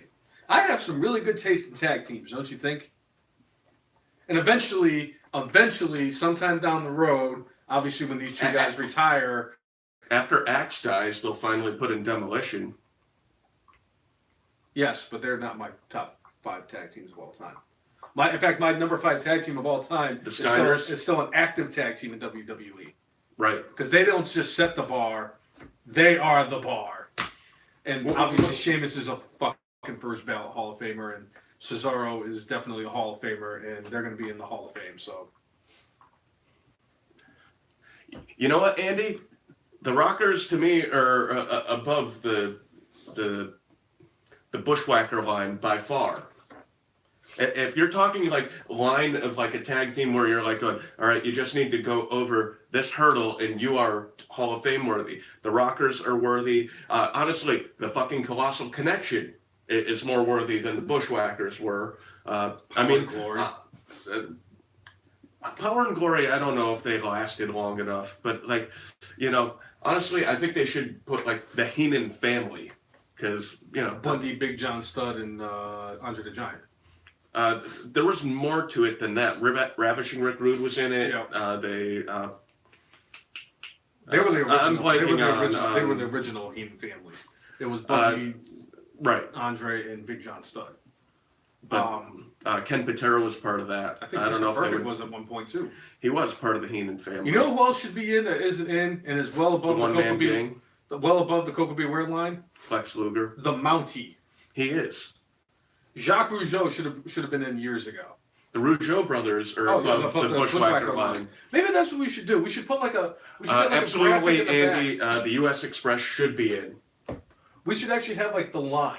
And it is basically the Hall of Fame line. We should just have a line where it's Coco Beware, the Bushwhackers, Torrie Wilson, and Drew Carey. And just have a picture of them, and this is the bar that you have to pass to get into the WWE Hall of Fame. And then we could sit there and put the lines of people who aren't in yet for whatever Like Rick Martel. reason. Yeah, Rick Martel, well above the line. Owen King Hart. Kong Bundy. Obviously, Well, Owen Hart, is there for are extenuating circumstances. circumstances.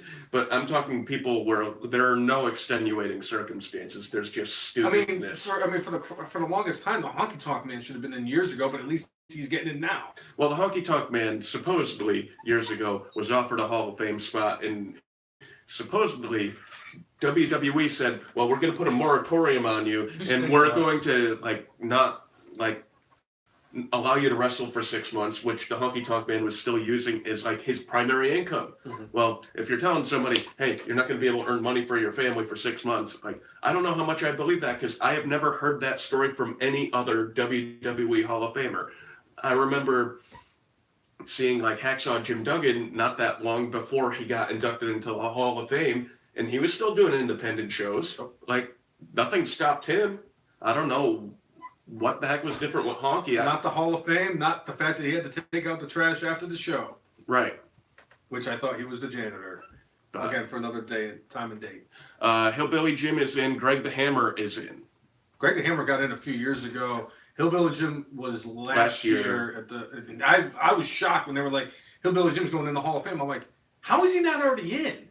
There's a lot of people that I'm like, how is he not? Davey Boy Smith not being in is Earthquake. terrible. Earthquake,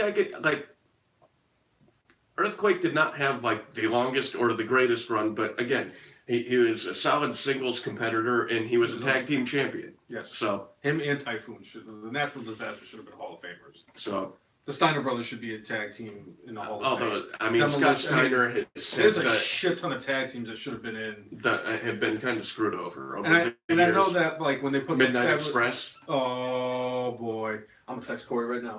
It was Jay just said Midnight Express. Corey was like, well, of course, Bert. I mean, they're the greatest tag team of all time. They should have been in a decade ago. They should have been in before Steve Austin. You don't believe that? Yeah, you're right. Right on, Bert. Right on, Bert. Yep. But anyway, so what do you want to do? You want to do NXT Takeover predictions, or do you want to do? Oh, I'm sorry. So congratulations to both Brett and Jim the Anvil. I think it's well deserving of both of them being in the Hall of Fame. I'm a huge mark for Brett. He's one of those guys that when I talk about my Rushmore, he's one of those guys on the outside looking in for my Rushmore. But Bret Hart is without a doubt in my top 10 favorite wrestlers of all time, and he's in one of my top 5 favorite tag teams of all time. So congratulations to Bret. Yeah. Andy, the Freebirds are in. They went in a couple of years ago. I think they went in the year my first WrestleMania down in Virginia that I watched. So yeah, Freebirds are in. Coked out Michael P.S. Hayes and a bald as shit Jimmy Jam Garvin. Right. Let's see. So, I mean, El Jefe is going to be very upset that we did an NXT Takeover prediction show without him. Well, we already know who he's predicting for the. Yeah. I could text him real quick and ask him his predictions. No, that's fine. Okay. We can. He can send us a video and we can post it on our page. Damn straight. We can put it on the YouTube's page and all that sorts of fun stuff. So, well, let's hit the predictions. Let's do it. All right. So, this card, usually with these, they'll have 3 or 4 matches announced, and then they'll add one at the last second. But they have 5 matches right now. It wouldn't surprise me if they added a 6th. Yeah. If they added I'm sorry, I didn't mean that. No, it's fine. I would if they added a Donovan Dijakovic versus Keith Lee match. Oh yeah, that would be great. Oh my God, yeah, I'd be 100% on board for that. Kona Reeves versus somebody. Kona Reeves versus nobody because nobody wants to see Kona Reeves. Cassius Ohno versus the Hamburglar. Oh wait, never mind. No. They're on a team. I know that Corey's very disappointed that it's only going to be the NXT UK Championship and not the NXT Women's UK title on the line at the Takeover because Corey has a special affinity towards Tony Storm. Kind of unhealthy too. Well, yeah. I mean, Joe, get it, Kofi. I wouldn't mind seeing Kofi win the title, but we will definitely get into that next week for our WrestleMania prediction show. I will say this, and I'm not discounting Roman Reigns' battle with leukemia and overcoming that and everything. If Kofi Kingston wins the title at WrestleMania. That is going to be my mark-out moment of the year, no questions asked. Unless Steve Austin comes out of retirement and...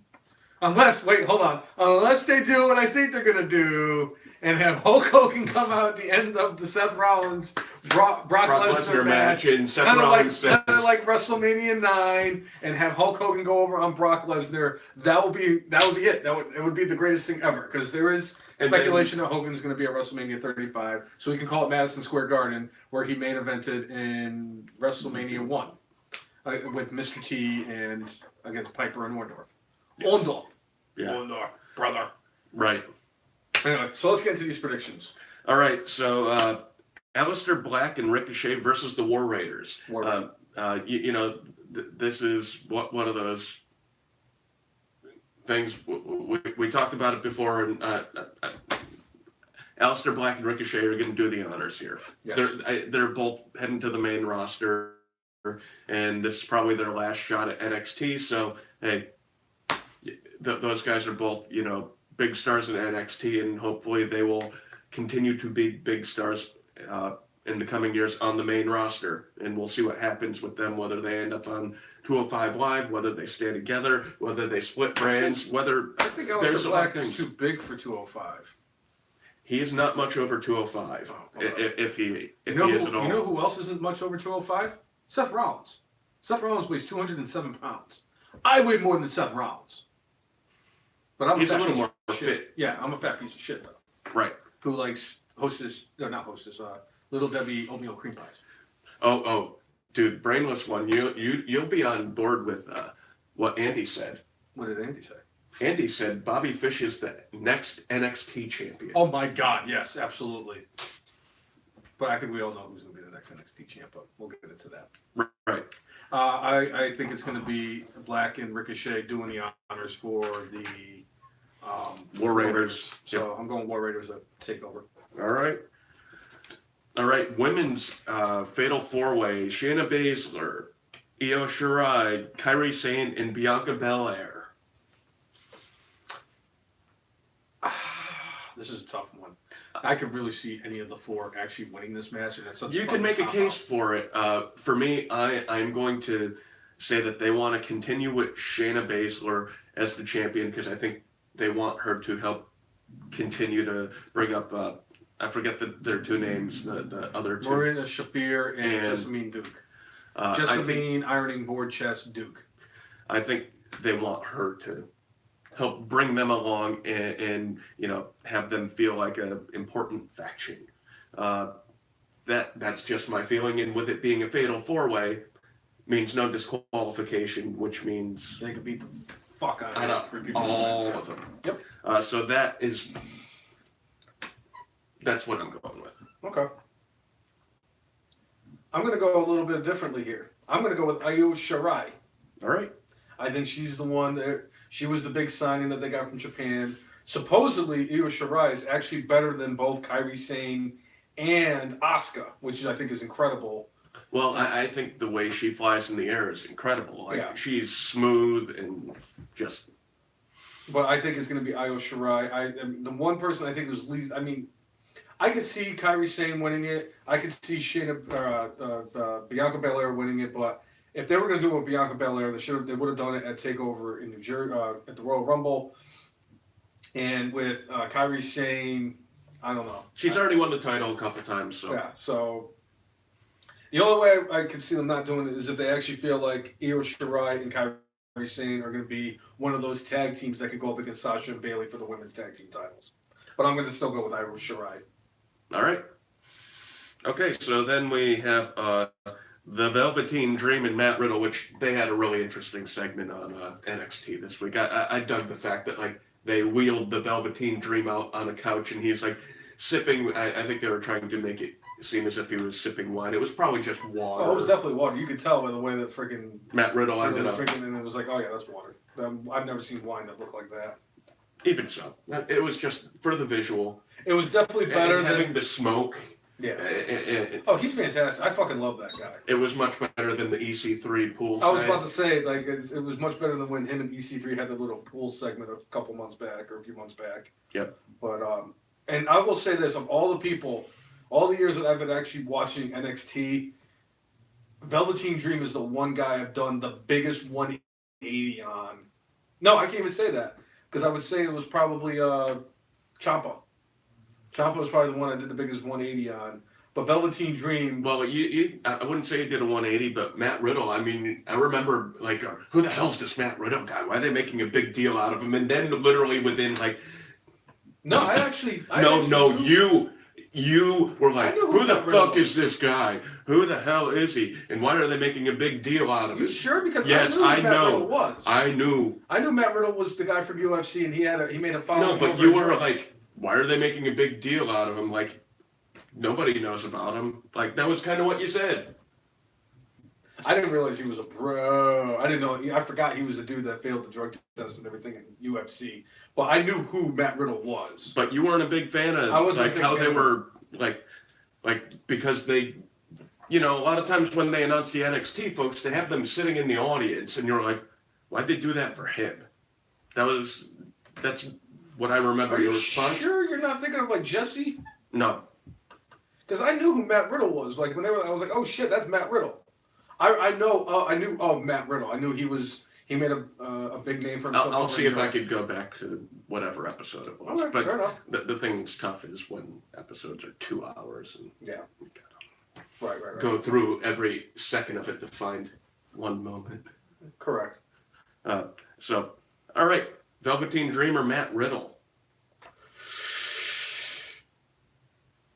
I was gonna say the bro. I'm actually gonna say the bro wins the match, but it's gonna be one of those times where Matt Riddle wins the match, but Velveteen Dream still walks out with the title. So I'm calling for either a disqualification or a count out.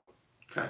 Because I think that way they can keep Matt Riddle looking strong, but still keep the title. So they're not. I think it's because of the fact that I don't want them to fucking hot potato this goddamn title. Well, they're on their fourth champion in less than a year. If Matt Riddle wins the NXT North American title at Takeover this year, he'll be the fifth different North American champion since the title got inaugurated last year at NXT Takeover, won by Adam Cole, baby.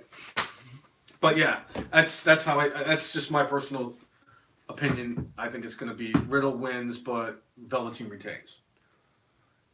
How? I don't know. I'm guessing count out. I'm going to count out if I had to. All right, Andy's saying the Dream is going to win. I'm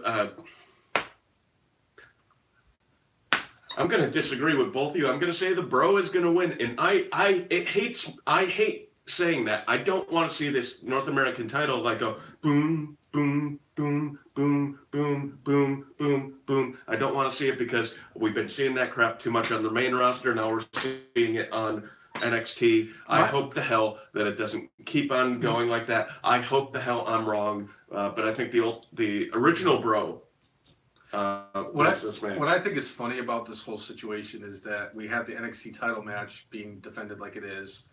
And they had a 5-pack challenge to determine the number one contender for that match. And Adam Cole did go over in the match. And the 4 people he went up against, Velveteen Dream and Matt Riddle were in that match, are now going up against each other for the North American title. And the other 2, Ricochet and Aleister Black, are fighting for the NXT tag team titles. So it's like, all right, we kind of knew that Adam Cole was going to be the number one contender going up against Johnny Foosball, or wrestling. Andy, O'Reilly and Fisher still a tag team, but they lost in Dusty Tag Team Tournament to DIY. That's the only reason why they're not being featured right now, but I'm sure we're going to start seeing them on TV. I'm sure we're going to, they're going to wrestle during TakeOver weekend. We're going to start seeing those matches soon. On top of the fact that Cole during NXT this week said, hey, they said they wanted a definitive winner for the NXT title. Well, he's like, it's not going to be definitive. It's going to be undisputed, and more or less saying like, hey, I've got my 3 guys up there. Now, one thing that's always driven me nuts about WWE rules, and I'm wondering about this title match for the NXT title, is 2 out of 3 falls. Whenever there's been a champion, they've had a thing where sometimes there's been a count out or a disqualification where wait, the championship can't change hands on a count out or disqualification. to me, 2 out of 3 falls should override that. It doesn't matter how you win the 2 out of 3 falls. Your job is to win 2 out of 3 falls. It doesn't matter. No champion's advantage there. But because neither of them are champion, does that play in? Well, I wonder if something like that will end up playing into that. But Wouldn't surprise me. that's getting somewhat ahead of ourselves. But because we have not talked about the NXT UK Championship match, which is 2 guys that you freaking love. They're 2 of my favorites. Walter and Pete Dunne, which, I mean, everybody's kind of been looking forward to this match ever since that stare down that they had at NXT UK Takeover Blackpool. Can I go first? You know who's going to win that match? Me. Because they are the 2 guys I've been waiting for this fucking match for so goddamn long. I've been a huge mark for Pete Dunne since they did the inaugural UK tournament. And I've been a fan of Walter's since I did my research and found out about who Walter was. And all it took was PWI posting their top 15 wrestlers in the world and seeing like who these guys are. And you come across a guy named Walter and you're like, you kind of get intrigued by it because the guy's name is Walter. That's it. Right. Walter. Madonna. And Jesus. Cher. Cher. Walter. And I did my research, and I'm like, oh my god, I'm like, this guy's Elias. this guy's pretty fucking good, right? Exactly. And he was a big get for WWE. Obviously, he could have went to AEW, he could have went to New Japan, but he likes fighting in Europe. He really loved fighting in Germany, and they worked it out so that because he's not ready to come to the States. Even though we all know if he had come to the States, he would have been skyrocketed to the fucking moon. This guy is big. He is strong, and he is quick for a guy his size, and he's very talented. He knows how to work in the ring. And That's why he's the ring general, and Yes. yeah, good stuff. And I will say this, it's going to be the best match, not only of the night, that match is going to steal the weekend. I know Triple H came out and said that it's going to be Gargano and Adam Cole that's going to steal the weekend, and it's going to be tough for them to follow it, obviously with them being the main event. It's going to be tough for any match of WrestleMania to follow that. Obviously, Randy Orton's AJ Styles are going to be like, hold my beer. So, but I truly think that it's going to be Walter and Pete Dunne that steals the show. And I think we finally see the end of the longest reigning champion of the modern era of any title in WWE coming to a close on Friday, as Walter will go over on Pete Dunne. I agree. Yeah, I think Dunn's done a great job of carrying like the NXT UK brand on his back before it was actually a brand. Right. Like they had the championship before they actually had the like show. Right. So he's done a great job with it. But Walter, like, you know, I mean, you look at them next to each other, it's like Rocky Balboa and Drago. Right. It's like it's physically impossible It's for like this Hogan- little man to win. It's like Hogan and the Giant at 3. Right. So it should be.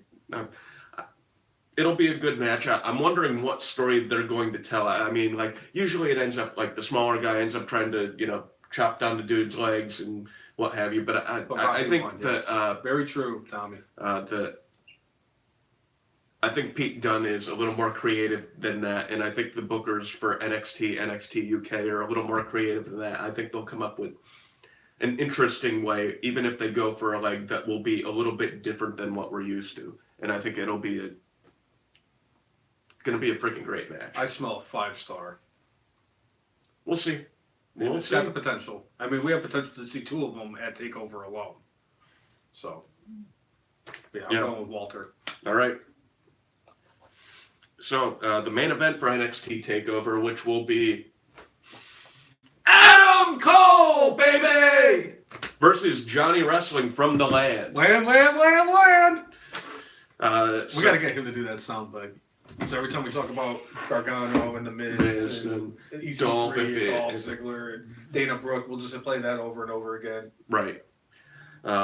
So, Adam Cole, Johnny Gargano, obviously, originally this was supposed to be Tommaso Ciampa's spot against Gargano, and this is a storyline they'd been building up for basically 4 years, and it was one of the things that Gargano brought into his promo when he was hyping up the match, when he was, talking with Cole about like, I came in here and this is what happened, and I scratched and clawed and ended up, they gave me one shot with this guy I barely knew, which became DIY, and then they asked me back and they asked me back. I wasn't handed anything, and Solid promo. yeah, it was a great promo. They both did a very good job at that promo on Yeah. Wednesday. I can't take that away from them. Yeah, they did a good job selling it. It would have been better if they could have finished off the Ciampa storyline, because they'd been building towards it, but this is a consolation prize is pretty fucking awesome. This is like if you miss out on a trip to Paris as the grand prize, and it's like the consolation prize is you get to go to Hawaii. Yeah, You don't win the Mercedes Benz. Instead, you'll get like a Beamer. yeah. So That's how I look at it. You want to go first? I am going with Johnny Wrestling here. The storyline has been like he's been scratching and clawing and, reaching for that proverbial brass ring. Adam Cole has been the brass ring ever since he's been in NXT. Even when he's not been the champion, he's kind of been the top guy. Obviously Ciampa was that for a bit, him and Goldie, and, just how well he handled himself, how well he was booked, the storyline with he and Gargano, but the storyline all around here was always building towards Gargano eventually winning the championship, and they did some interesting bobs and weaves with the character along the last couple of years to, hey, he's doing anything and everything to win this thing. I mean, so, Correct. Yeah, I'm going with Johnny Wrestling here. Now, when it was looking like we were going to do Gargano versus Ciampa for the title in the main event of NXT TakeOver, I would have 100% taken Gargano to finally go over on Ciampa, because it would have been the greatest ending of an awesome storyline and rivalry that they've been building up for years.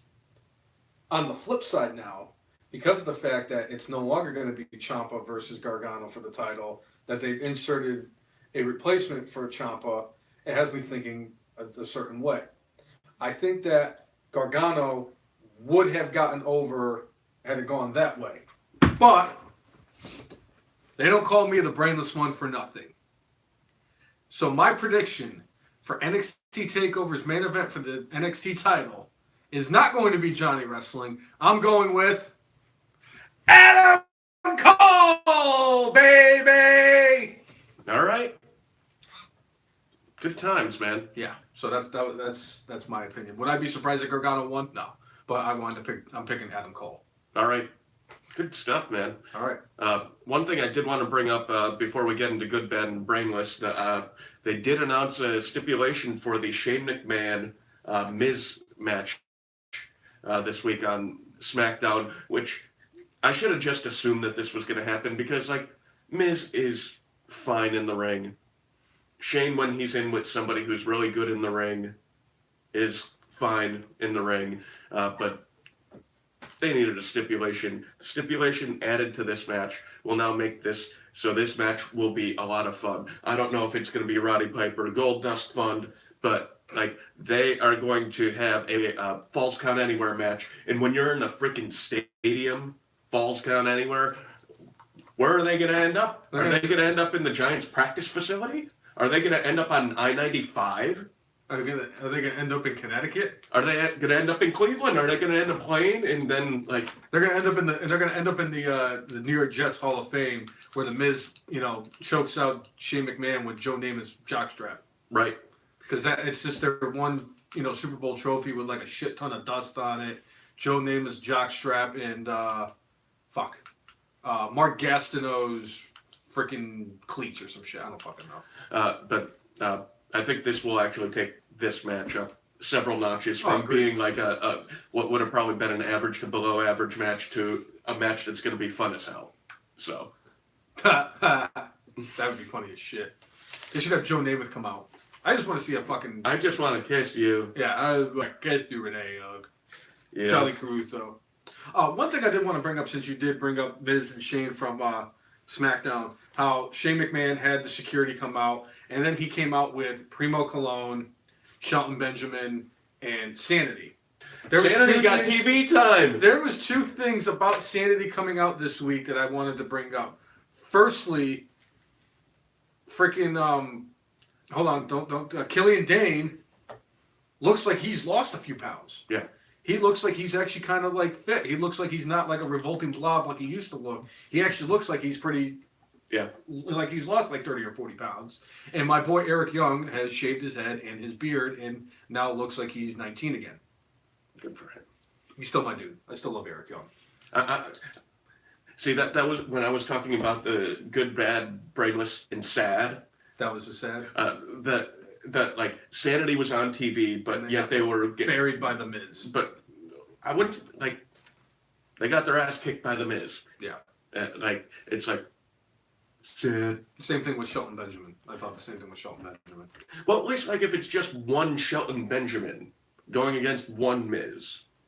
No big deal. It's one person on one person. But literally you had three guys let me ask you this. trying to beat up this one guy. I know they're trying to get over the point that the Miz is so irate about what Shane McMahon said that he's like superhuman and he's crazed. Well, I get that they're doing that, but you're literally taking these guys who haven't been on TV, so, you know, I get, again, at least they got TV exposure. Let me answer that question by asking you this question. Let's say that the roles were like that, where you were in the ring and there was all these security guards and 5 SmackDown Live superstars. It doesn't matter which 5 they are, but let's say it's those 5. And there's somebody out there and talking shit about Archie the way that Shane was talking shit about the Miz's dad. I don't know about you, but if I was in the ring and somebody was disrespecting my father like that, I'd probably go through all of them just like that. I'd be like, try to stop me. You're talking shit about my father. Oh, imagine if it was Carol? Oh my God, there'd be dead bodies. I'd be fired because I would be killing people to get to whoever, if it was Shane McMahon. But if you're talking like... Storyline wise, it was fucking, it made sense. It made sense. It was great, but you know, you buried it. You just destroyed a fucking team that's been complaining about not getting television time, and it's like they finally get their television time. And we're like... Yeah. Yeah. So... Eh. But that was one thing, the one thing that really stood out, because I already knew about Eric Young because I follow him on Instagram, so I know he had like the shave and everything. But Killian Dane, he looks like he lost like 30 or 40 pounds. He's a lot less rotund than he was before. Right. He's not a pastrami sandwich away from being a super heavyweight. Right. Like Big C. Right. I'm just going after Big C today. I'm sorry. Yeah, you're having a good time doing that. That's great. And I'm not even drunk. He's still my boy, and I love him to death, but I'm just saying. Right. He was supposed to be here today, that's why. Oh, okay. So. All right. So, good, bad, and brainless. You want me to go first? Sure. My good for this week, the New Day. And not just because of the fact that the New Day won to put Daniel Bryan. I mean, I did it again. Where I put Kofi Kingston versus Daniel Bryan. But the one thing about that gauntlet match that really stood out for me was the Usos showing respect to the New Day by forfeiting their shot. That meant a lot to me. Them winning the gauntlet match so that Kofi got the chance at WrestleMania. Yep. I would say that was definitely another thing that really caught my attention, made me happy. And then after it, when Kofi was announced that he was going to be fighting, and all the superstars from the back came out and started slamming on the ring. Like even the Miz with like a tore up suit and everything. Yeah. The whole thing with the Kofi Kingston getting the opportunity at WrestleMania and the New Day going over and the Usos forfeiting their match against the New Day, all that combined, just the New Day, was my good for this week. All right. It was tremendous. I'm going to go, and I brought her up before, the Natalya in the ring when they announced the Hart Foundation for the Hall of Fame. You know, and her reaction to that. And they fed it into the storyline where, like, Beth Phoenix killing everybody in the ring, but then, like, all of a sudden, like, having this I don't know if he's cool moment. I don't know if he's trolling on me. I don't know if who's trolling on Tommy. Tommy said his good for this week is that Curtis Axel went on Twitter and announced that he is no longer alive in the 2015 Royal Rumble. Like, I'm ready to go on my phone and look on Twitter to see if Curtis Axel actually tweeted that out. Because I doubt it. Because if he did, you know what that would be? It would be a very, very sad day for the brainless one. Because my favorite gimmick of this podcast, other than the fact that I'm a retard, is the fact that we pay homage to Curtis Axel for 124 consecutive weeks before this, or 124 episodes I like your pick though. I really do, because I know that meant a lot to Natty that her father got announced, and they announced it when she was in the ring, and they showed the actual real emotion of Natty. I would have loved to have picked that personally, but this whole Kofi, it's Well, the thing to me is like the blurring of the lines between the world of sports entertainment and real life.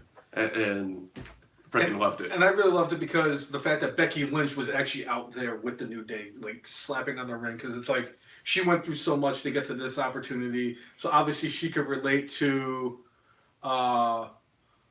See, Tommy agrees. I like that. When you say that, you need to. I'm sorry, Tommy agrees with me that the Usos forfeiting in the Gauntlet match was good for this week as well.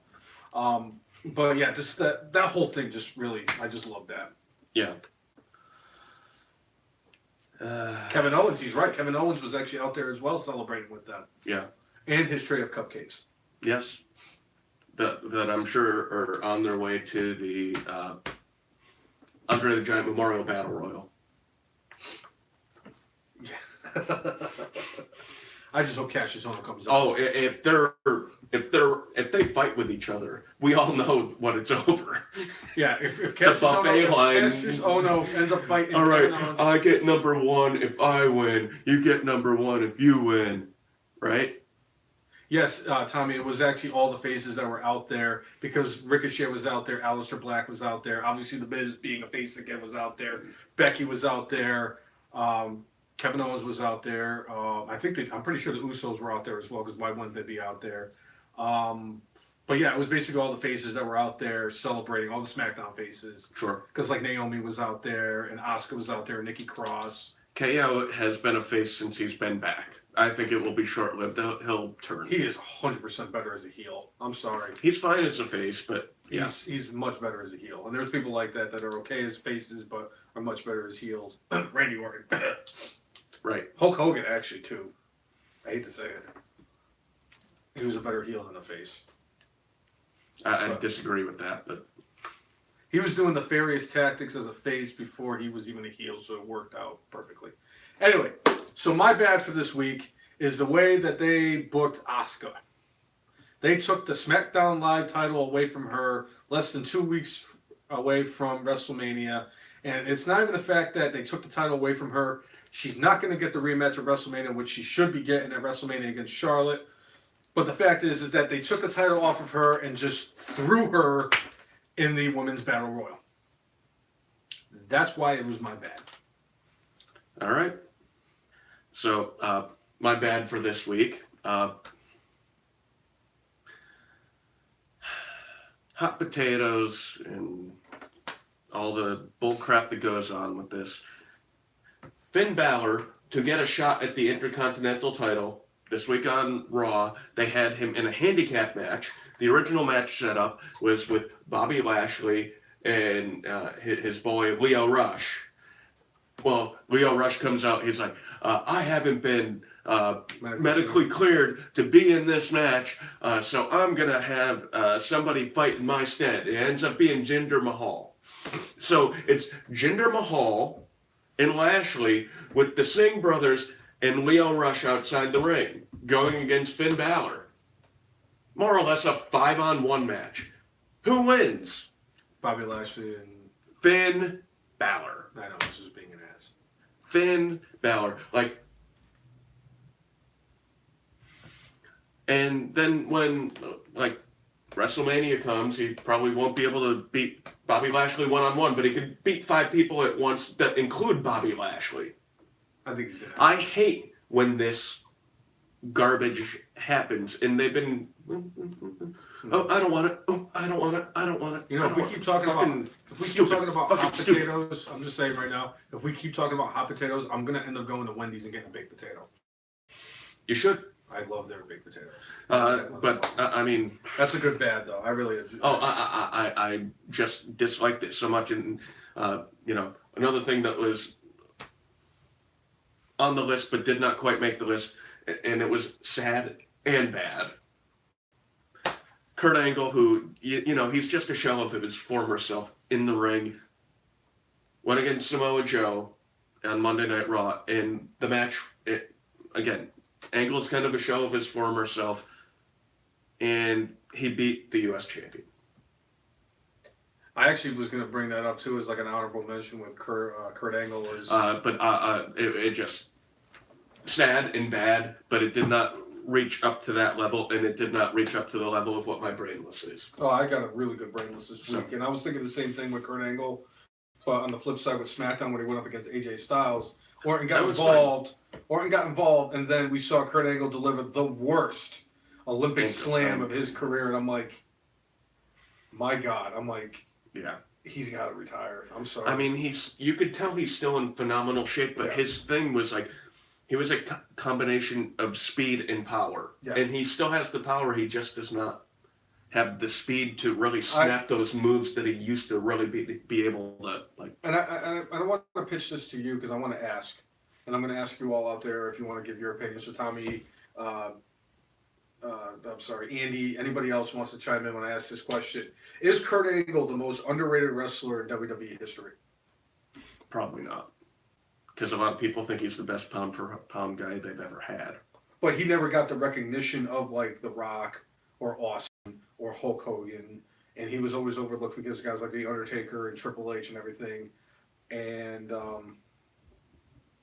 I think that Kurt Angle is, okay, maybe not underrated, underappreciated. Maybe. I would say he's the most underappreciated wrestler in WWE history because he is a guy that transitioned from being an amateur wrestler to becoming a professional wrestler. And yes, obviously we knew that he can go inside the ring, but they were always skeptical about how he was going to handle cutting a promo. And he was one of the best. Kurt Angle, Tommy, we're talking about Kurt Angle. And he was definitely one of the best on the mic. I love the dude. I fucking love Kurt. I most certainly do not suck. Oh, it's true. It's damn true. I mean, the guy was just a fucking walking, like, he had all these great one-liners and zingers and all that shit. I love Kurt Angle. Right. I just feel he was underappreciated. But, yeah, that was one of those things this week where I was just like, yeah. I'm like, you know, his thing his career is wrapping up, and it should. Do your brainless first, please. All right, my brainless is I'm borrowing from your bad this week because the way they booked Asuka since the Royal Rumble has been terrible. A lot of short-sightedness going on here. It should have been Ronda Rousey versus Becky Lynch, and Asuka should have had a top-level match, whether it was Charlotte or whether it was they built up somebody else. It doesn't matter to me, but like the way that they had her lose in non-title matches. They had her off of TV for the better part of the month. It's like, yes, I have an affinity and a love for Asuka, but she's your champion. You don't, and this is, supposed to be the main women's championship in SmackDown, and you just forget about it for a couple months. Literally after about a month of being off TV, they have her on TV for a non-title match and have her lose. And then when they have the title match the next week, of course she wins. Like, I hate when they fucking book like that. Drives me nuts. But like, again, short-sightedness in booking. I'm hoping long-term this ends up better where they unify the titles. In that way, we have one women's champion. Again, it has more to do with the size of the women's roster than anything else. Yes. If they had as many women as they had men, no problem with having two major titles, but we really need one. Yeah.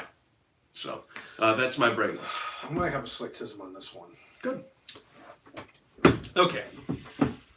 My brainless for this week is wrestling fans. People need to understand that it is a work for everything. Everything is predetermined, and they decide who is going to be doing what, when, and how. Obviously, you cannot like a way that they book somebody in particular, and you cannot like a way that they book somebody else in particular. Obviously, there was one wrestling... a lot of the female wrestlers, when they came out in this whole thing with Asuka losing the title the way they did, when they were supposed to have a fatal four-way to determine it, and now all four of them in Asuka are now in the women's battle royal that they're going to have at WrestleMania. And obviously, Naomi took to heart the most of all of them that she's now going to be in this battle royal that she claimed, that she said, she's like, I'm a former 2-time champion and I won this battle royal last year. I felt like I deserved a shot at the title this year at WrestleMania. Instead, and people are like, well, you shouldn't be complaining because you're actually getting an opportunity to wrestle. And these are people, just fans that are going online that are like, well, you should just be happy that you're going to be on the show. Which is fine. I get that. There's one fan in particular that I wanted to stand out. I don't remember what his handle is, but this guy is the scum of the earth. Okay. So this is why he earned my title of the Brainless for this week. Obviously, a lot of people were pissed off about Charlotte getting over and winning the SmackDown Live Women's Championship. Obviously, this is the way that Vince McMahon wanted to book it because he wanted to put that title in with the Raw title and either to unify it or, of my theory, where they're going to have the 4 horsewomen all stand tall at the end of the WrestleMania with the titles held high in the first ever women's main event. Whatever they're going to do, whatever, regardless. Obviously, people feel like Charlotte, and I've had this theory before, where Charlotte's getting the nudge because of the fact that of who her father is. Obviously, Charlotte is one of the better in-ring performers and has deserved all the opportunities that she's gotten because she's just that damn good.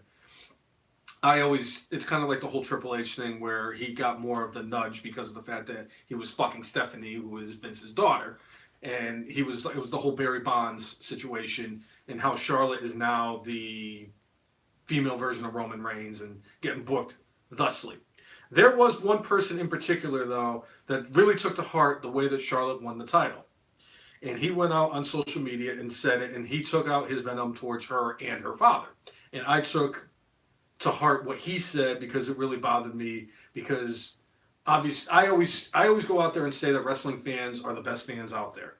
They are very loyal, they are very emotional, and they love professional wrestling, whether it's the golden era or the attitude era or the new era or whatever. Wrestling fans are always going to come out in droves and watch. I mean, obviously WrestleMania doesn't really need those extra attractions to get 60, 70, 80, 90, 100,000 people to show up every single time and like over 1 million to 2 million people watching WrestleMania every year on pay-per-view or the network or whatever. But there is that 1% of the fans out there that really just take it too far. This one person in particular came out and said, because the WWE had posted that, Charlotte Flair becomes the all-time most reigns of any female wrestler in WWE history, and his response to WWE was, it's a shame that it was Reed Flair that passed away instead of Charlotte.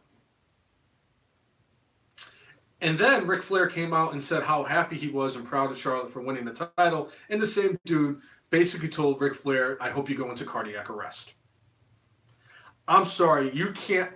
I could be pissed off. You can't joke around You about can't joke around about shit like that. And even if you're joking around about something like that, there's certain things you can't joke about. And coming from me, somebody who I can make light of any situation, I could joke about any situation, but shit like that, I never wish anything horrible upon anybody. And it's just fucked up that the dude like that would just go to that level to, even though because he's just pissed off about something that happened. There's got to be something wrong with your life, man, if you're going to fucking go out there and post shit like that about Charlotte, about Ric Flair. You know what, man? Go get help. Go get help. Maybe reevaluate what your life is if you're really that upset about somebody winning a championship that was predetermined, that they had no control over. Obviously, Charlotte winning the title the way she did and becoming the all-time women's champion when it comes to reigns, she wasn't very thrilled about it because you could tell in her face that that's not the way she wanted it to happen. Regardless, it happened that way. But the fact that you're going to take out your venom that way towards Charlotte and Rick is just, you're a fucking horrible human being. And I know that I just said that I don't wish horrible things upon you. Either get help or go fucking jump off a bridge. That's all I'm going to say to you. Because that's just... Surprised this didn't turn into how much you love Nia Jax. It's just... When you say you're fucking around a bit. I am fucking around.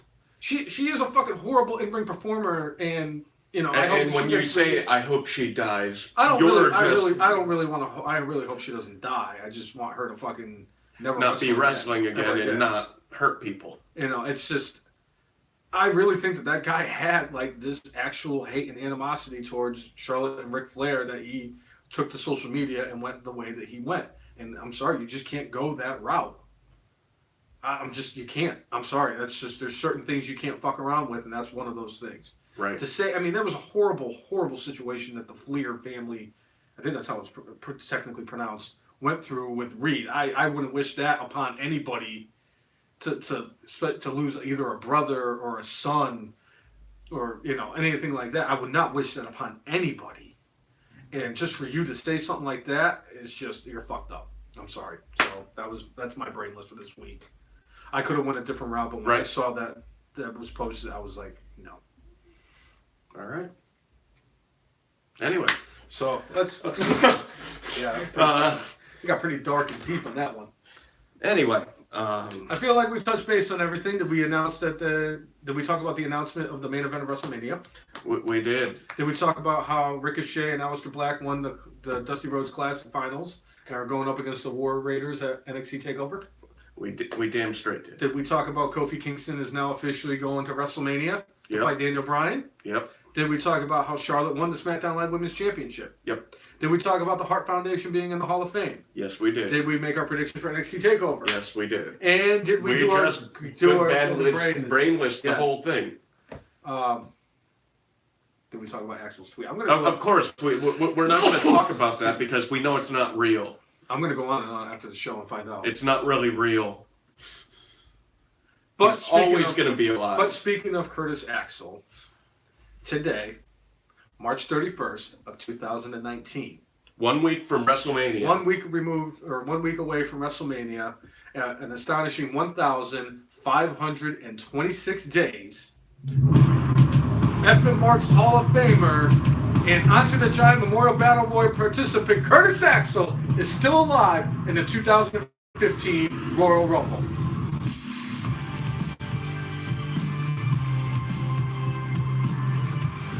You know, another reason why I'm glad the show is over, the dog keeps farting. I know, It's gross. I'm like, oh God. I'm like, damn that's why I dog. kinda like, blah, blah, blah.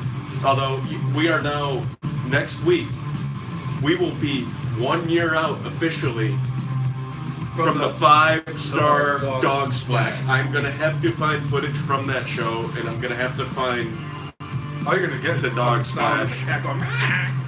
Like the greatest thing. So if you enjoyed the show, if you're a continuous fan or a new fan and everything, make sure you like us on Facebook, follow us on Twitter, follow us on Periscope, follow us on Instagram, and subscribe to us on YouTube at the letter F, the letter N, MARKS. You can find us on all the outlets on that, and also with Facebook, you will find us on the wrestling page, The Wrestling Marks. Yep. And if you follow us, we will follow you back. So for episode 125 of the FMRX podcast, I'm Jay. and I'm Brainless Bob. Make sure you tune in next Saturday for our WrestleMania predictions and our NXT TakeOver review. And we will have some special guests on the show for next week. Yeah. And make sure you mark out. With your guac out. See you, everybody. Thanks for tuning in. All right. See ya.